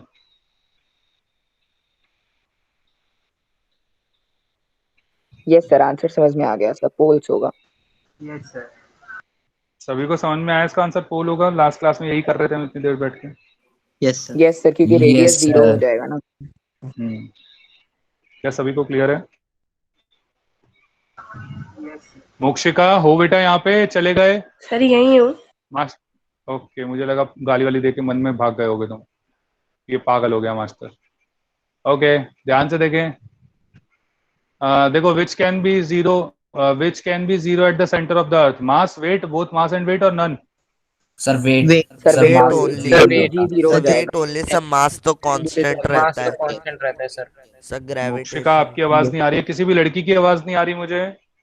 यहाँ पे लड़कियां हैं नहीं क्या? सर हैं। फिर बोल क्यों नहीं रहे हैं? नहीं सर, अभी तो पूछा था सर डाउट। नहीं, सर जब समझ आ आंसर रहा है मैं इसलिए पूछ मैं रहा हूँ बोल इस रही हूँ। वाले का, जैसे कोई आंसर पूछता हूँ तो वो भी आंसर सर देना मैं चाहिए ना। सोच रही थी। ओके। सर सोच रही थी। थोड़ा जल्दी जल्दी सोचें कृपया करके, नहीं तो मुझे लगता है गायब हो गए बच्चे। मुक्षिका इसका आंसर समझ में आया बेटा? वेट है। Yes sir. ओके, और कोई बच्चा, किसी को डाउट हो बेटा इस क्वेश्चन में? No sir, no doubt. Okay okay, ध्यान से देखें क्या बोल रहा है वो। अगर हम ढंग से देखें, the variation of acceleration due to gravity with height and depth is shown. कौन सा डायग्राम करेक्ट है इन सब में? Sir A, sir A. Sir A correct होगा सर। सर अगर हम सेंटर से बाहर की ओर जाएं तो। ठीक है।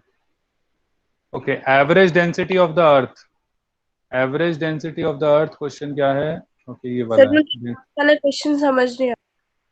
लास्ट वाला बेटा, ये वाला कह रहे हो? यस बेटा सर, ये ग्राफ तो नहीं आपने बनवाया था बनवाया था। हमने। एक सेकंड बेटा, एक मिनट रुक जाओ, आप मत बोलो, मैं हूं ना बेटा। मैंने ग्राफ नहीं बनवाया था। आपको याद है कि मैंने कहा था कि जब इस तरीके से देखो ग्राफ बनाया था, ये वाला ग्राफ देखो, आप पीछे कॉपी करो, एक्सेलरेशन ड्यू टू ग्रेविटी का आपको ग्राफ दिखेगा ऐसा। Okay sir. ठीक है, ओके। देखो एवरेज डेंसिटी, जो एवरेज डेंसिटी है वो कैसे है? कॉम्प्लेक्स फंक्शन ऑफ जी है, डज नॉट डिपेंड ऑन जी है, इनवर्सली प्रोपोर्शनल टू जी है, इनडायरेक्टली प्रोपोर्शनल है।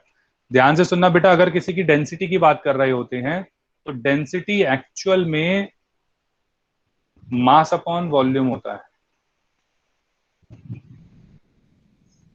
तो इसमें एक्सेलरेशन ड्यू टू ग्रेविटी का कोई रोल नहीं होता। Yes sir. इसलिए it is does not depend on G. Sir हाँ बेटा। सर लेकिन जब हम उससे देखें कि G equals to GM upon are square, और वहां पे हम मास को रिप्लेस करके जब हमने वो वाला फॉर्मूला डिराइव किया था सर, वहां पे तो density directly proportional to G था। Yes, sir. Gm1 M2 upon में आर स्क्वायर, यही कह रहे हो ना आप? तो इस मास में, लेकिन देखो ये जो मास है, ये मास किसके ऊपर डिपेंड कर रहा है? डेंसिटी और वॉल्यूम के। Yes sir.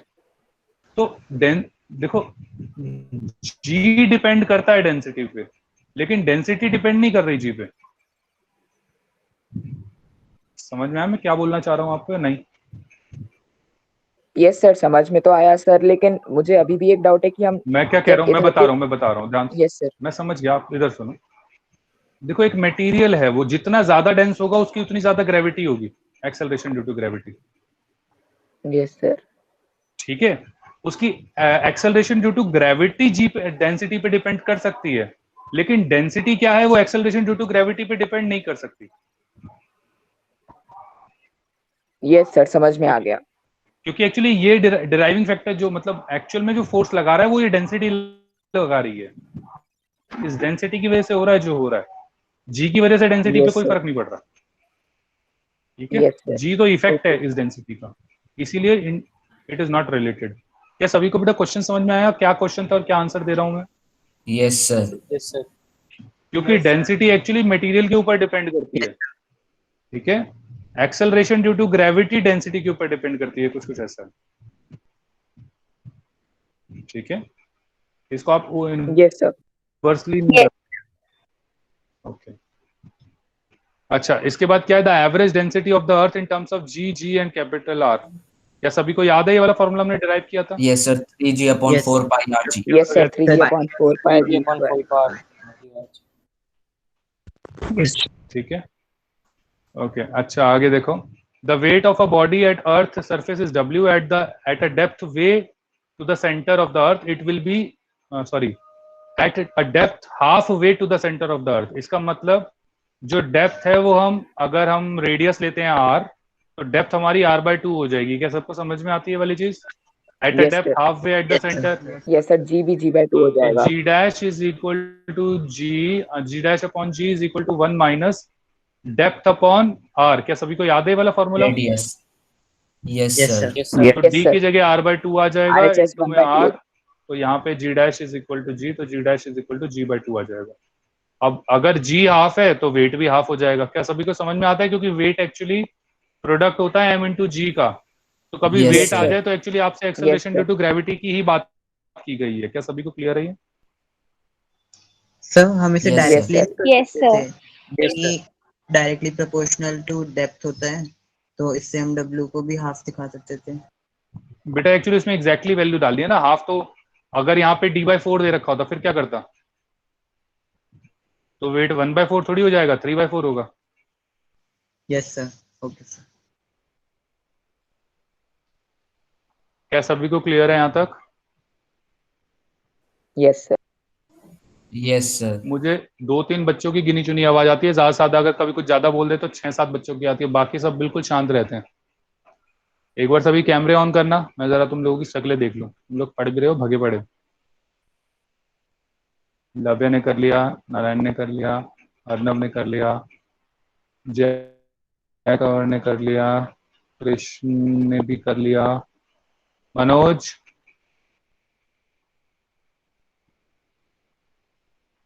ओके मनोज ने कर लिया, राइट।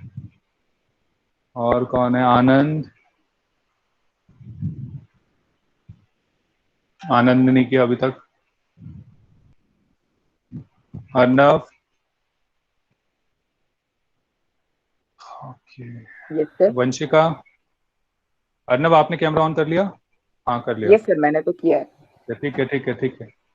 दीपशिखा ने नहीं Yes, किया। sir. आपने कैमरा ऑन नहीं किया बेटा। देवांश, देवांश, देवांश ने भी नहीं किया है।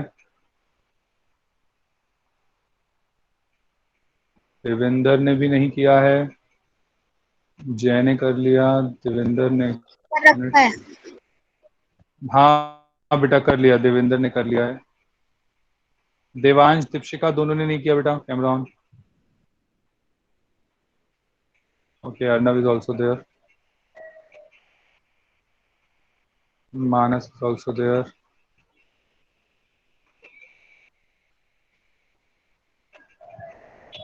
लव्या आपने ऑन करा हुआ है? Yes sir. या ठीक है बेटा, जरा सरसरी दिख रहा है बस मुझे। हाँ चलो, मोबाइल से होगा मुझे लग रहा है, इसलिए कोई बात नहीं, करो करो, ठीक है। Okay okay. समीर ने नहीं किया बेटा। समीर आपने ऑन नहीं किया? सर 25 हो गए अब सब बच्चे। कम हो गए, कोई बात नहीं। 25 तो 5 में से 2 सर, 3 सर के नंबर है। 3 तो मेरे नंबर है, 29 थे यस पहले। सर। कोई बात नहीं। वंशिका ने अभी भी नहीं किया है। सौभाग्य ने नहीं किया। संचित is on the camera, okay. सौभाग्य, मोक्षी और जय भी। ओके, जीशान ने कर लिया है, गुड। युक्ति, युक्ति का नहीं camera on. Yashasvi Sharma is also not on the camera. बहुत बढ़िया, हम लोग के कहने के बाद भी बच्चे कर नहीं रहे हैं। Sir I am not having camera in my PC, okay. Anand is not having, no no problem बेटा, ओके। तो वैसे भी सवाल पूछता रहता है तो कोई दिक्कत नहीं है, ओके ओके। सभी को यहाँ तक क्लियर हो गया? मैं आगे बढ़ रहा हूँ। Okay, sir. Yes, the sir. Wait of the body at the Yes. Centre of the अर्थ क्या होता है? वेट की स्पेलिंग गलत है वैसे, लेकिन wait of the body centre of the अर्थ पे क्या होता है? Zero. Zero. Sir, zero. Zero. Zero. Okay बढ़िया, जीरो। ठीक है। तो ये आपकी पहली डीपीपी कंप्लीट। एक बार फिर भी अपने हाथ से पूरे क्वेश्चंस की डीपीपी सॉल्व कर लेना, ठीक है, और अपनी कॉपीज में लिख लेना। हो सकता है मैं कभी भी आप लोगों से बोलूं किसी भी बच्चे को कि मुझे आज अपनी कॉपी सेंड करो, तो ऐसा हुआ और आपने नहीं किया तो बहुत दिक्कत होगी आप लोगों को। Okay, now how much deep inside the earth should a man go so that the weight becomes 1/4? सभी को समझ में आता है? अगर वेट 1/4 कह रहा है तो actually acceleration due to gravity कह रहा है कि 1/4 होनी चाहिए। Yes yes sir. सर हम फॉर्मूले से और अगर डेप्थ में जाते हैं तो आप लोगों को याद होगा कि फॉर्मूला आपका होता है 1 - d/r। क्या सभी को याद है ये Yes, वाली sir. Yes sir. चीज? तो करना आप लोगों को ये अपने आप करते रहना, ठीक है। When you move from equator to pole, तो इक्वेटर से पोल की तरफ जा रहे हो तो एक्सेलरेशन ड्यू टू ग्रेविटी का क्या होनी चाहिए? इंक्रीज क्योंकि रेडियल इंक्रीज होनी चाहिए। सभी को क्लियर है ना ये वाली चीज? Yes sir. Yes sir. Yes sir. क्योंकि रेडियस कम हो Yes, जाता है। Yes sir. Yes sir. Radius is inversely proportional, okay okay. If the earth shrinks to half of its radius and mass remains same, तो wait पे क्या देखना। अब इसके अंदर एक्चुअली Just मास 4 को times चेंज हो किया तो इसके अंदर जो आपका, हाँ 4 टाइम्स हो जाएगा। सही हमने Yes, क्वेश्चन sir. करा है। आर स्क्वायर ऊपर आ जाएगा R और square. R by 2 square N, तो वो 2 Yes, ऊपर आ sir. जाएगा। स्क्वायर होगा तो ठीक 4 है, हो किया जाएगा। था ठीक सर है। हमने ये। बाकी आप इससे भी कर सकते हो जी डैश। तो वो जी M1 हाँ जी M2 वाला। M1 M upon are square, similarly G M upon R dash का स्क्वायर। अब देखो जी और एम मास और वो दोनों कांस्टेंट है, तो एक्चुअली यही दोनों वेरी करेंगे, तो बाकी तो आप कर ही लेना। ठीक है, okay I will just move forward then. 2 planets of radius R1। अच्छा देखो ये वाला सवाल ना अच्छा है, ये ओलंपियाड में आया था। अब देखो क्या बोला उसने, 2 planets of radius R1 R2 are made of same material. सबको समझ में आता है सेम मटेरियल मतलब density same. Yes, sir. Yes sir. Yes sir. The ratio of acceleration due to gravity. अब देखो जहां भी आपको ना डेंसिटी दे दें और मास ना दें, तो आप लोग, आपके ना कान खड़े होने चाहिए। सबसे पहले तो आपको फॉर्मूला पता है जीएम अपॉन आर स्क्वायर, ये तो आपको पता है, ठीक है। लेकिन जहां आपको मास ना देके डेंसिटी दे दी जाए, तो आपको याद आना चाहिए कि अच्छा, तो मास होता है डेंसिटी इंटू वॉल्यूम, तो density into 4/3 into pi R cube, और नीचे आर स्क्वायर था तो ये आर स्क्वायर से आर रह जाएगा। तो जी डेंसिटी इंटू 4/3 पाई इंटू में आर। क्या सबको ये चीज समझ में आई है? Yes Yes, sir. sir. Yes अच्छा अब ध्यान से सुनना, क्योंकि डेंसिटी सेम है, तो अब 2 अलग अलग प्लेनेट है, तो एक G1 होगा तो डेंसिटी तो सेम है, R1 रेडियस हो जाएगा, और G2 प्लेनेट होगा तो R2 रेडियस हो जाएगा, सारा सेम होके। क्या सबको समझ में आ रहा है? सर R1:R2 रेशियो है। तो R1 अपॉन R2 रेशियो आएगा, यस सर। R1। ठीक है। Yes, और sir. अगर आपकी डेंसिटी अलग दे रखी है, sir. कभी कभार होता है डेंसिटी अलग दे देते हैं, मास के बारे में कुछ नहीं बोला लेकिन डेंसिटी अलग दे दी, तो जो आंसर बनेगा वो बनेगा G1 upon G2 is equal to ρ1 R1 upon में ρ2 R2। क्या सबको ये चीज समझ में आई है? Yes sir. Yes sir. Yes sir. Yes sir.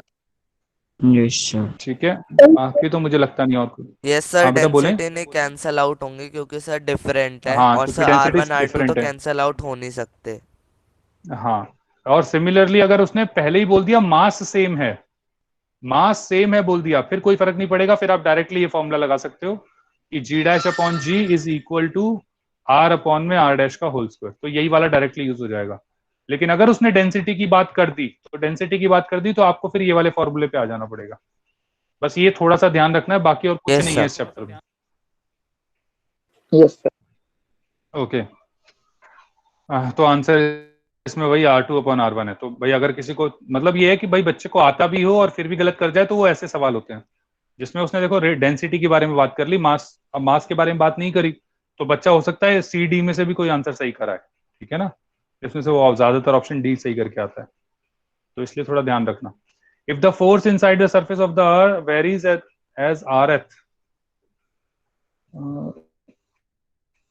then where r is the distance of the body from the center of the earth, okay, then the value of n will be, okay बेटा ये r नहीं है n नहीं है, यहाँ ये वाला nth है।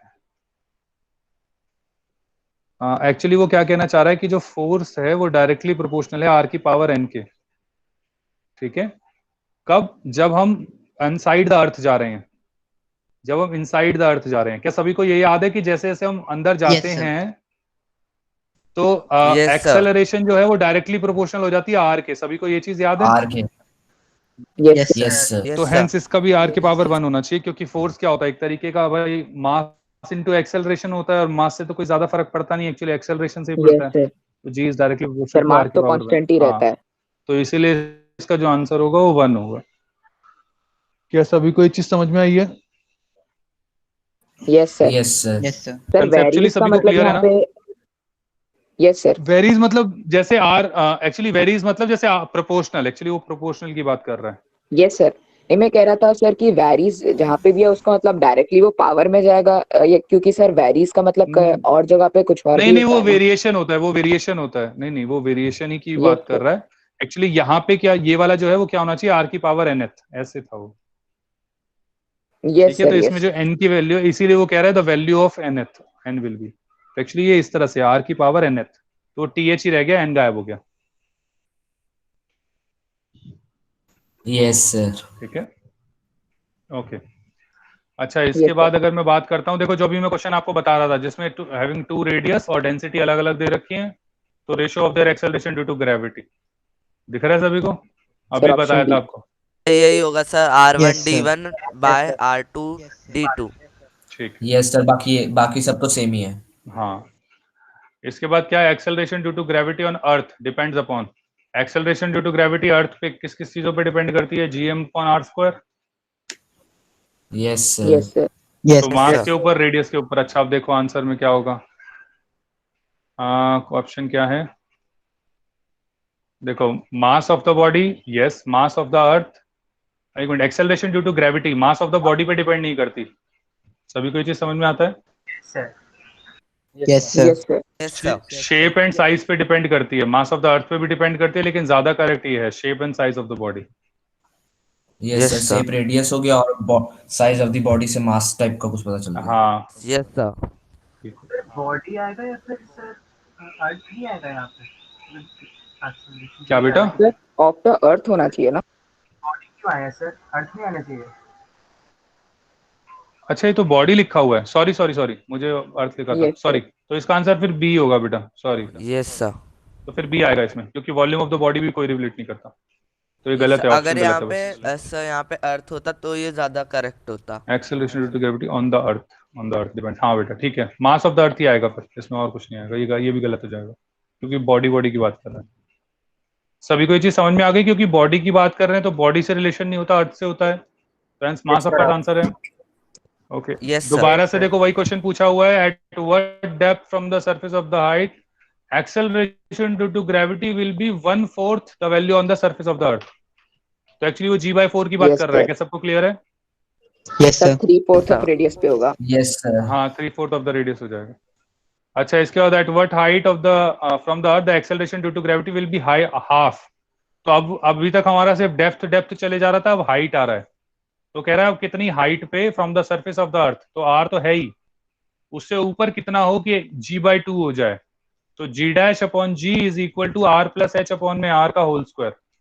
तो g' कितना? g/2। Yes, तो sir. g/2 इंटू में g से g कट गया तो 1/2 रह जाएगा। तो 1 प्लस एच अपॉन में r का, ये उल्टा तो नहीं कर दिया मैंने? उल्टा कर दिया, r upon r sir plus R H. Upon R plus H होगा ना? हाँ हाँ हाँ, मैं यस समझ गया। सर। तो r plus Yes, r sir. Upon H का होल स्क्वायर। तो इसको सॉल्व करेंगे तो r plus H, sorry, r upon r plus H को लिखेंगे 1/√2। इसको रेसिप्रोकल भी कर सकते हैं, तो रेसिप्रोकल करेंगे तो r अपॉन एच अपॉन में r इज इक्वल टू √2। और इसको सॉल्व करके क्या लिख Height, सकते हैं? 1 plus H upon r into में √2। 1 उधर ले जाएंगे तो आ जाएगा h अपॉन r is equal to √2 minus 1। तो h कितना आ जाएगा? Yes, √2 sir. माइनस 1 इंटू में r। 0.4 of radius. प्लीज एक बार ये जॉट डाउन कर लें पूरा।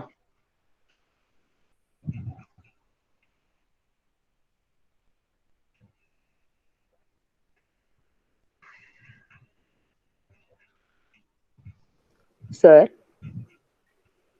हाँ बेटा, बोल रहे हैं। सर यहाँ पे √2 माइनस 1 अगर लेंगे तो अप्रॉक्स वैल्यू तो 0.4 इंटू आर की बात हो रही है, तो सर उस केस में तो 2560 किलोमीटर होना चाहिए ना?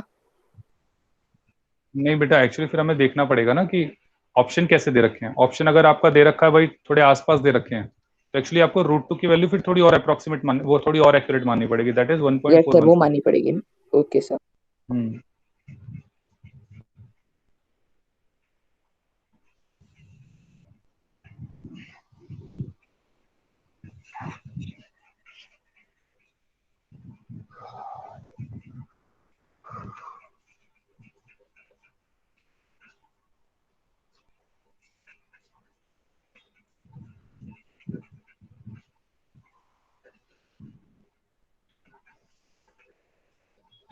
क्या सभी को क्लियर है यहाँ तक? Yes, sir. Yes sir, clear. Yes sir. Okay, again the acceleration, ये भी इसमें भी वही सेम ही क्वेश्चन एक्चुअली आ गया शायद। ओके, Yes, मैं sir. देखता हूँ ये वाला यस सर। कोड सेम ही है। 32579 ना, एक सेकंड रुकना। 32579, हाँ सेम ही कोड चला गया। सर 32759 है। सर 7 हाँ 5 7, कोई नहीं, हाँ हाँ बेटा कोई नहीं, वो तो इसमें लिखा ही हुआ है ना, कोई दिक्कत। ओके, ध्यान से देखें क्या लिखा है। The acceleration due to gravity on a planet is 1.96। ध्यान से देखो, क्या ये 9.8 से 1/4 है? Yes, 1/5, sir. Sorry, sir 1/5 sir 1/5 1/5। Now आप देखो, it is safe to jump from a height of 3 metre on the earth. मतलब क्या है, आसान भाषा में वो देखो क्या कहना चाह रहा है। देखो, जब हम अर्थ से कूदते हैं 3 मीटर पे, तो हमारी एक पर्टिकुलर वेलोसिटी होती है जिस वेलोसिटी से हम स्ट्राइक करते हैं जमीन को। वो कहता है कि जिस वेलोसिटी से आप स्ट्राइक कर रहे हो जमीन को, वो आपकी मतलब क्योंकि एक्सेलरेशन आपकी कितनी है, 9.8 मीटर पर सेकंड स्क्वायर, तो आपकी वेलोसिटी बढ़ेगी। तो जितनी वेलोसिटी से आप गिरोगे यहाँ पे, वो सेफ है। क्या सबको समझ में आया? क्योंकि इनिशियल वेलोसिटी 0 है। Yes sir. यस तो सर। आप Yes, इसको sir. दिखाने के लिए कैसे लिख सकते हो? तो कि v² minus u square is equal to 2as। तो v² इनिशियल वेलोसिटी 0, तो 2 इंटू, अगर इसमें एक्सेलरेशन में g ले लेता हूं तो g ले लो, और डिस्प्लेसमेंट हमारा आ जाएगा 3। क्या सबको ये चीज क्लियर है? यस सर, √60 आ अब जाएगा वो कह रहा है कि Yes, दूसरा sir. प्लेनेट पे आप गए, किसी दूसरे प्लेनेट पे जिसकी एक्सेलरेशन ड्यू टू ग्रेविटी है 1.96, और मैंने ये देख लिया कि ये g/5 के बराबर है। तो कहते हैं Yes, वहां से sir. कितनी हाइट से आप कूदोगे Yes, तो आप sir. सेफ रहोगे। अब Sir, देखो, 5 सेफ आप times कब of रहोगे? height and सर on फिर Earth. सेम वेलोसिटी से सर, हमें अगर आप सिर्फ ये सेम बताया वेलोसिटी कि से, सिर्फ वेलोसिटी हाँ सेम है, तो हाँ, फिर तो हम आपको वहां ये पे पता है कर कि अगर देंगे आप सर। इस वेलोसिटी से नीचे गिरते हो तो आप सेफ रहते हो। तो हमें देखना है कि ये वेलोसिटी कब अचीव होती है। तो अगर मैंने मान लिया इसको h, तो इनिशियल वेलोसिटी हमारा 0 ही रहेगा। तो v² माइनस u का whole square is equal to 2 into as। Now 2 into acceleration मुझे पता है कि g/5 है, डिस्प्लेसमेंट मुझे निकालनी है जिसे मैं h मान लेता हूँ। इसके बाद फाइनल वेलोसिटी, मुझे ध्यान से देखना, इनिशियल वेलोसिटी 0 है। ये फाइनल वेलोसिटी कौन सी है जिससे आराम से गिरूं तो कोई दिक्कत ना हो? तो ये वाली। तो 2g इंटू 3, तो 2 yes into sir. G into 3 is equal to 2 into g/5 into h। 2 से 2 कट जाएगा, g से g कट जाएगा, तो h आ जाएगा से 5 जी 3 कट 15। जाएगा। आसान भाषा में क्या मतलब है इसका? कि पहले आप देख लो कि g कितने प्रोपोर्शनल है, g का कितना प्रोपोर्शनल है। g/3 है, g/4 है, g/5 है। जैसे इस वाले केस में g/5 है, तो ये जो हाइट होगी वो 5 टाइम्स बढ़ जाएगी। अगर भाई यहाँ पे इन स्पाइट ऑफ 4.96 होता 1.96, सॉरी, अगर होता 4.9 होता है अप्रोक्सीमेट, या सर, तो 4.4 कितना g/2। होता है, 9.8 होता ना, 9.8 होता है, हाँ, तो 4.9 होता।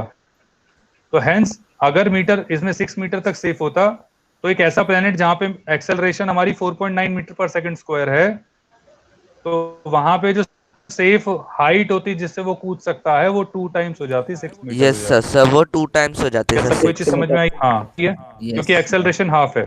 वहीं अगर कोई ऐसा प्लेनेट होता जहां पे एक्सेलरेशन आपकी 19.6 है, ज्यादा हो गई, yes sir. Yes sir. Sir वहाँ पे Sir, तो 1.5 half हो यस मीटर। सर, तो जाएगा. फिर तो अब जो half तो हाइट हो फिर होगी वो जाएगा. हाफ हो हमारी हाफ जाएगी। हो जाएगी सर, 1.5 मीटर। 1.5 आंसर होगा। क्या सभी को क्लियर है? Yes Yes, sir. sir. Yes sir. Yes sir. बेटा एक सेकंड होल्ड करना, एक सेकंड होल्ड करना।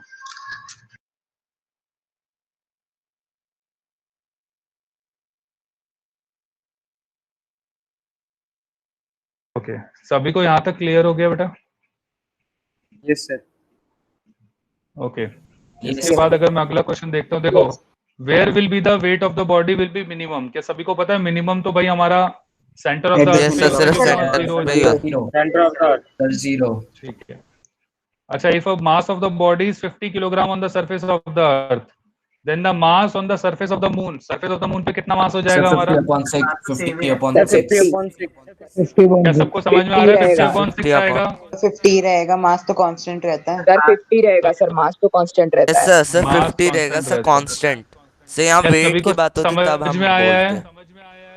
Yes sir. यस कि Yes, sir. मास है तो मास कांस्टेंट रहता है। और देखो, पहला ऑप्शन आपका 50/6 होता है, ये सेकंड ऑप्शन। तो दैट जैसे बच्चे 50/6 करके आ जाते हैं और आंसर तो सोचते हैं सही होगा, क्योंकि यहाँ मास की बात हो रही है, वेट की बात नहीं हो रही, इसलिए 50 kilogram is the right answer. Yes sir. क्या सभी को क्लियर है? Yes sir. Yes sir. Okay, I just okay. अगर अगला क्वेश्चन देखते हैं क्या लिखा है, देखो, if there the value of g at the height h above the surface of the earth is same as that the depth x below it, then both x and h are much smaller than the radius of the earth। आपको याद है मैंने दोनों को relate करके एक value निकाली थी h और x की? Yes Yes, sir. sir. 2h is equal to Yes, x. sir. sir, X equals 2h. equal to x. 2h ठीक है, is equal तो to यही आंसर x. दिख रहा है सभी को? Yes, sir. X is Yes, equal sir. to 2h. Yes, Yes sir. sir, x is equal to 2h. Okay, एक बार ये क्वेश्चन और निकाल दो तुम लोग, तो मुझे क्लियर हो जाएगा, तुम लोगों को समझ में आ रहा है. What is the weight of a 700 kilogram body on a planet whose mass is 1/7 of the Earth and radius is 1/2 of the Earth? Sir, please wait.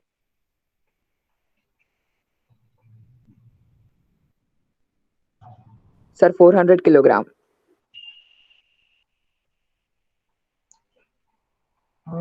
क्या सभी को समझ में आता है? जी तो कांस्टेंट रहेगा, ये m/7 हो Yes जाएगा sir. और ये r/4 हो जाएगा.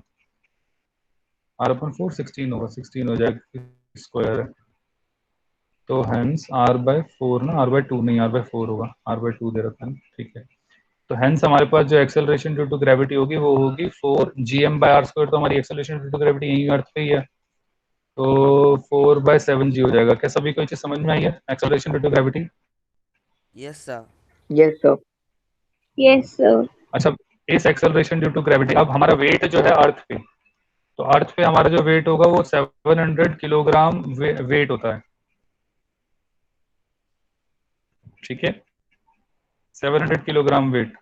तो अगर मैं अपना Yes sir. वेट भाई अगर किसी और प्लेनेट पे काउंट करूंगा तो मुझे क्या करना पड़ेगा? जो हमारा मास है उसके बाद जो ग्रेविटी है वहां पे, वो जो ग्रेविटी है वहां पे कितनी ग्रेविटी है? 4/7/g, ठीक है, डिवाइडेड बाय, अगर मुझे किलोग्राम वेट के अंदर बताना है तो, So नहीं तो ये 400. हमारा न्यूटन में आ जाएगा, ये हमारा डायरेक्ट न्यूटन में आ जाएगा. कितना Yes आएगा? sir. 100. Yes, ये आएगा 400g, इसका मतलब 400 400 Newton. 4000 Newton. 400g. 4000 Newton. 4000 Yes sir, Newton, ठीक है. 4000 Newton. लेकिन अगर किलोग्राम वेट में हो तो उन्होंने दोबारा बोला किलोग्राम वेट में ही निकालना है, देखो न्यूटन में निकालने को बोला हुआ है. तो वैसे तो देखो 400g भी एक तरीके का Yes sir. न्यूटन ही है, सबको समझ में आता है 400g न्यूटन ही है. sir. G डाल दिया ना. हाँ, तो Yes बस जी sir. Yes, sir. डाल दिया, तो देखो ये आंसर आ गया हमारे पास. क्या क्लियर है सभी को? Yes, sir. Yes sir. Yes, sir. Yes, sir. बस इसको थोड़ा सा चेंज करके वो क्या कर सकते हैं कि अर्थ के रिस्पेक्ट में कितना वेट, उसका किलोग्राम वेट कितना होगा, तो फिर आपको जी से डिवाइड कर देना पड़ेगा, तो अर्थ के रिस्पेक्ट में उसका 400 किलोग्राम वेट होगा. Yes बस sir. कभी कभार ये थोड़ा सा और चेंज कर देते हैं, बाकी इसके अलावा और इसमें कोई चेंज नहीं कर सकते. क्या सभी को क्लियर है बेटा ये? Yes, Yes, sir. sir. Yes sir. हाँ, आई थिंक बेटा आज 2 डीपीपी आप लोगों ने कर लिए, इन दोनों के सॉल्यूशंस बना लेना. और इसके अलावा आप लोग अपनी डीपीपीज और ट्राई करिए, और अगले क्लास में मैं दोबारा डाउट ले लूंगा अभी, क्योंकि अभी पहले आप लोगों को ये चीजें क्लियर होनी चाहिए, उसके बाद फिर हम आगे देखते हैं, ठीक है. Yes sir. Okay, sir. Okay, sir. चलो बेटा, Okay, आज के sir. लिए bye bye, good afternoon. Thank you, sir. Thank you, sir. Good afternoon, sir. Bye, sir. Thank you, sir. Good afternoon, sir. Okay. Bye sir. Bye sir. Bye sir. Good Thank afternoon you sir. everyone. Good afternoon, Good everyone. afternoon sir. Good afternoon, Sir. everyone. Good afternoon sir. Good afternoon Good everyone. afternoon बेटा.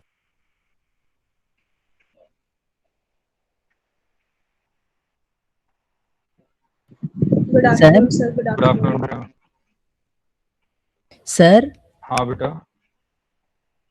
Sir हमने जब पिछली class में centripetal force का पढ़ा था mv²/r, sir उससे हम न्यूटन का जो बताया उनने कि फोर्स इनवर्सली प्रोपोर्शनल 1/r² का, तो उससे हम प्रूव कर सकते हैं ये?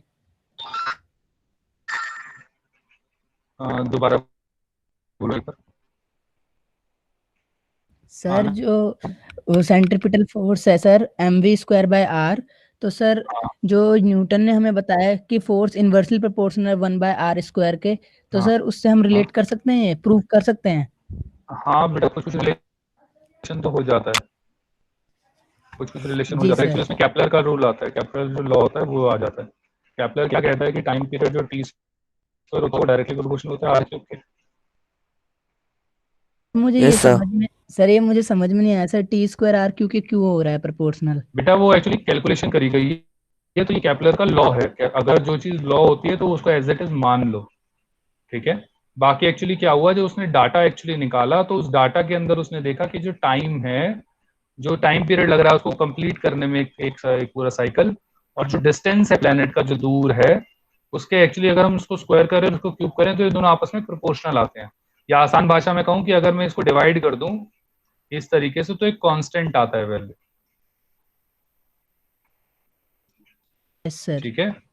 तो वो जो कांस्टेंट है इसलिए इसको प्रोपोर्शनल कह दिया, क्योंकि अब उसने किया होगा भाई टी अपॉन आर किया होगा, टी स्क्वायर अपॉन आर किया होगा, t square upon are square किया होगा, लेकिन जब उसने t square upon r cube किया तो उसने देखा सारी वैल्यू सेम आ रही हैं, तो सर कांस्टेंट आई ऐसा।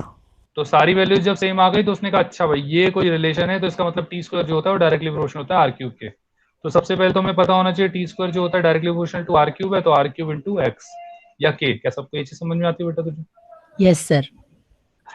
अच्छा, अगर इसके हिसाब से आप देखो यस सर। तो उसके बाद आप क्या कह सकते हो कि टाइम जो है, अच्छा एक बॉल है वो सर्कुलर घूम रही है, उसकी वेलोसिटी है v और रेडियस है r, तो ये चीज समझ में आता है। तो टाइम पीरियड क्या होगा 2 पाई r अपॉन में v, क्या ये चीज समझ में आती है? Yes sir. तो हेंस अगर मैं यहाँ पे कहूँ तो ये वाली चीज अगर मैं इसमें डाल दूं तो टी स्क्वायर किसके रिलेशन में होगा 2 pi r square upon v। तो देखो टी स्क्वायर की जगह क्या आ जाएगा 2 पाई r अपॉन v का whole square is equal to r cube. क्या ये चीज समझ में आती है? Yes sir. अच्छा, अब इसको सॉल्व करेंगे तो आएगा 4 पाई आर स्क्वायर अपॉन में v square is equal to r cube. R square से ही आर हट जाएगा तो हेंस मेरे पास क्या आ जाएगा 2 पाई आर भी अगर मैं छोड़ दूं तो हमारे पास ये आसान भाषा में आएगा v square is directly proportional to 1 upon r. Yes sir. ठीक है, इस आर को नीचे ले गए। अब फोर्स क्या होता है, formula m v square upon r. Yes sir. लेकिन वी स्क्वायर क्या है, v square directly inversely proportional to 1 upon r. Yes sir. तो क्या मैं फोर्स को लिख सकता हूँ mass into inversely proportional to r, v square के लिए मल्टीप्लाई है ये, और 1 अपॉन आर पहले से ही था, तो हेंस एफ क्या हो गया डायरेक्टली प्रोपोर्शनल हो गया एम अपॉन आर स्क्वायर के। M upon are square. तो मास अब दोनों बॉडीज का ले लिया और दोनों के बीच में डिस्टेंस है वो ले लिया, तो ये हमारी फोर्स रिलेशन हो गया जो न्यूटन ने साबित किया था। जी और सर। गैलीलियो जो है न्यूटन के बाद आया था एक्चुअली, सॉरी गैलीलियो के बाद आया था न्यूटन। तो न्यूटन ने जो भी गैलीलियो ने जो भी किया था उसकी हेल्प लेके न्यूटन ने काम किया। Yes sir. और सर जो कैपिलर का सर आपने बताया था कि इसमें law of conservation of angular momentum है सर, वो कांस्टेंट है सर, तो फिर मोमेंटम कांस्टेंट नहीं है क्या सर उसमें? नहीं बेटा, जहां सर्कुलर होता है वहां मोमेंटम नहीं होता, फिर वहां पे एंगुलर मोमेंटम की बात करेंगे इसलिए, क्योंकि वो लीनियर मोमेंटम होता है, वो दो पार्ट्स में डिवाइड होता है। तो एक एंगुलर मोमेंटम होता है, एक लीनियर मोमेंटम होता है।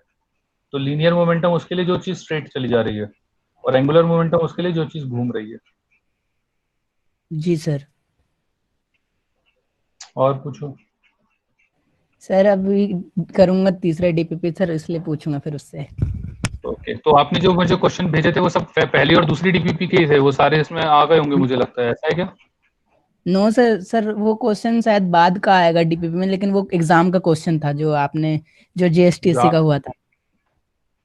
अच्छा, जो आपने मुझे भेजे हुए थे, जो एक साथ 4-5 क्वेश्चंस भेजे थे। यस सर, वो जीएसटीसी सब के क्वेश्चन थे। अच्छा, वो जीएसटीसी जो हमने किया था, तो इसमें तो आपने आसान आसान सवाल पूछ रखे थे मेरे से। सर उस समय नहीं बन रहे थे ना 2-3 सवाल, जिसमें से एक तो वही क्वेश्चन है जो मैंने आज जैसे लास्ट क्वेश्चन कराया है, वैसा ही क्वेश्चन एक है।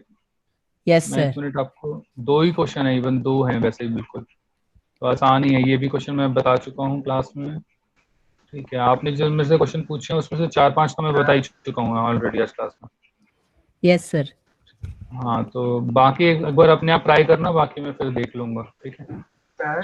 हाँ बेटा बोले। सर जो आप ये 400 जी एन करते हो सर, जो रिलेशन निकालते हैं सर, इसको एक बार समझा दीजिए कि 4000 न्यूटन तो 4000 अपॉन जी करेंगे सर, वो मुझे थोड़ा कंफ्यूजन होती है। अभी 400 समझ में आ गया, ये 400 जी समझ में आ गया।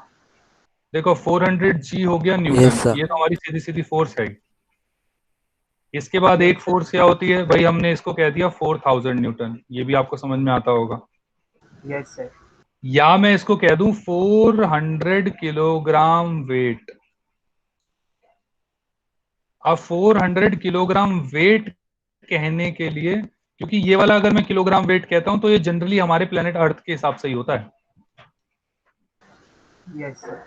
ठीक है, तो इसीलिए बस उसको हमें क्या करना पड़ेगा, वेट अगर मैं ये करूंगा तो फिर मुझे जी से ही डिवाइड करना पड़ेगा। तो हेंस 400 को जी से डिवाइड करोगे तो 4 जी से जी कट गया तो 400 रह गया, क्योंकि 400 kilogram weight which is actually I am talking about wait on earth, तो इसलिए मुझे जी से मल्टीप्लाई करना पड़ेगा। क्या चीज और समझ में आ सर गई? इसका मास के लिए हम दोबारा एक बार 10 से डिवाइड करेंगे ना? मास नहीं बेटा, मास तो सुनो, अभी ये 400 किलोग्राम वेट तो डायरेक्ट हो गया। इसको इसमें वेट में निकालने के लिए तो मुझे क्या करना पड़ेगा भाई, 400 जी करना पड़ेगा। पहली चीज तो ये चीज समझ में आती है। लेकिन ये जो वेट है, लेकिन ये जो वेट है, ये अर्थ पे नहीं है, ये दूसरे प्लेनेट पे है। तो इस प्लेनेट पे तेरी ग्रेविटी कितनी लग रही है वो तुझे देखना पड़ेगा ना अपने आप। अर्थ के हिसाब से वो क्या है, वो उस हिसाब से होगा। जैसे इस वाले प्लेनेट पे अभी हमने देखा था, कितना था, 4g/7 था, है ना? Yes sir. तो एक्चुअली आपको फिर 4g/7 से डिवाइड करना पड़ेगा इसका मास निकालने के लिए। Okay sir. सर मतलब जो न्यूटन होता है, तो न्यूटन को पहले जो केजी वेट में, उसके बाद केजी वेट को मास में। हाँ। Okay sir. चलो ठीक है बेटा। Thank you sir. ओके बेटा, गुड आफ्टरनून बेटा, गुड आफ्टरनून एवरीवन। चलो बाय। Good afternoon sir. Good good afternoon everyone. Good afternoon everyone. Good afternoon.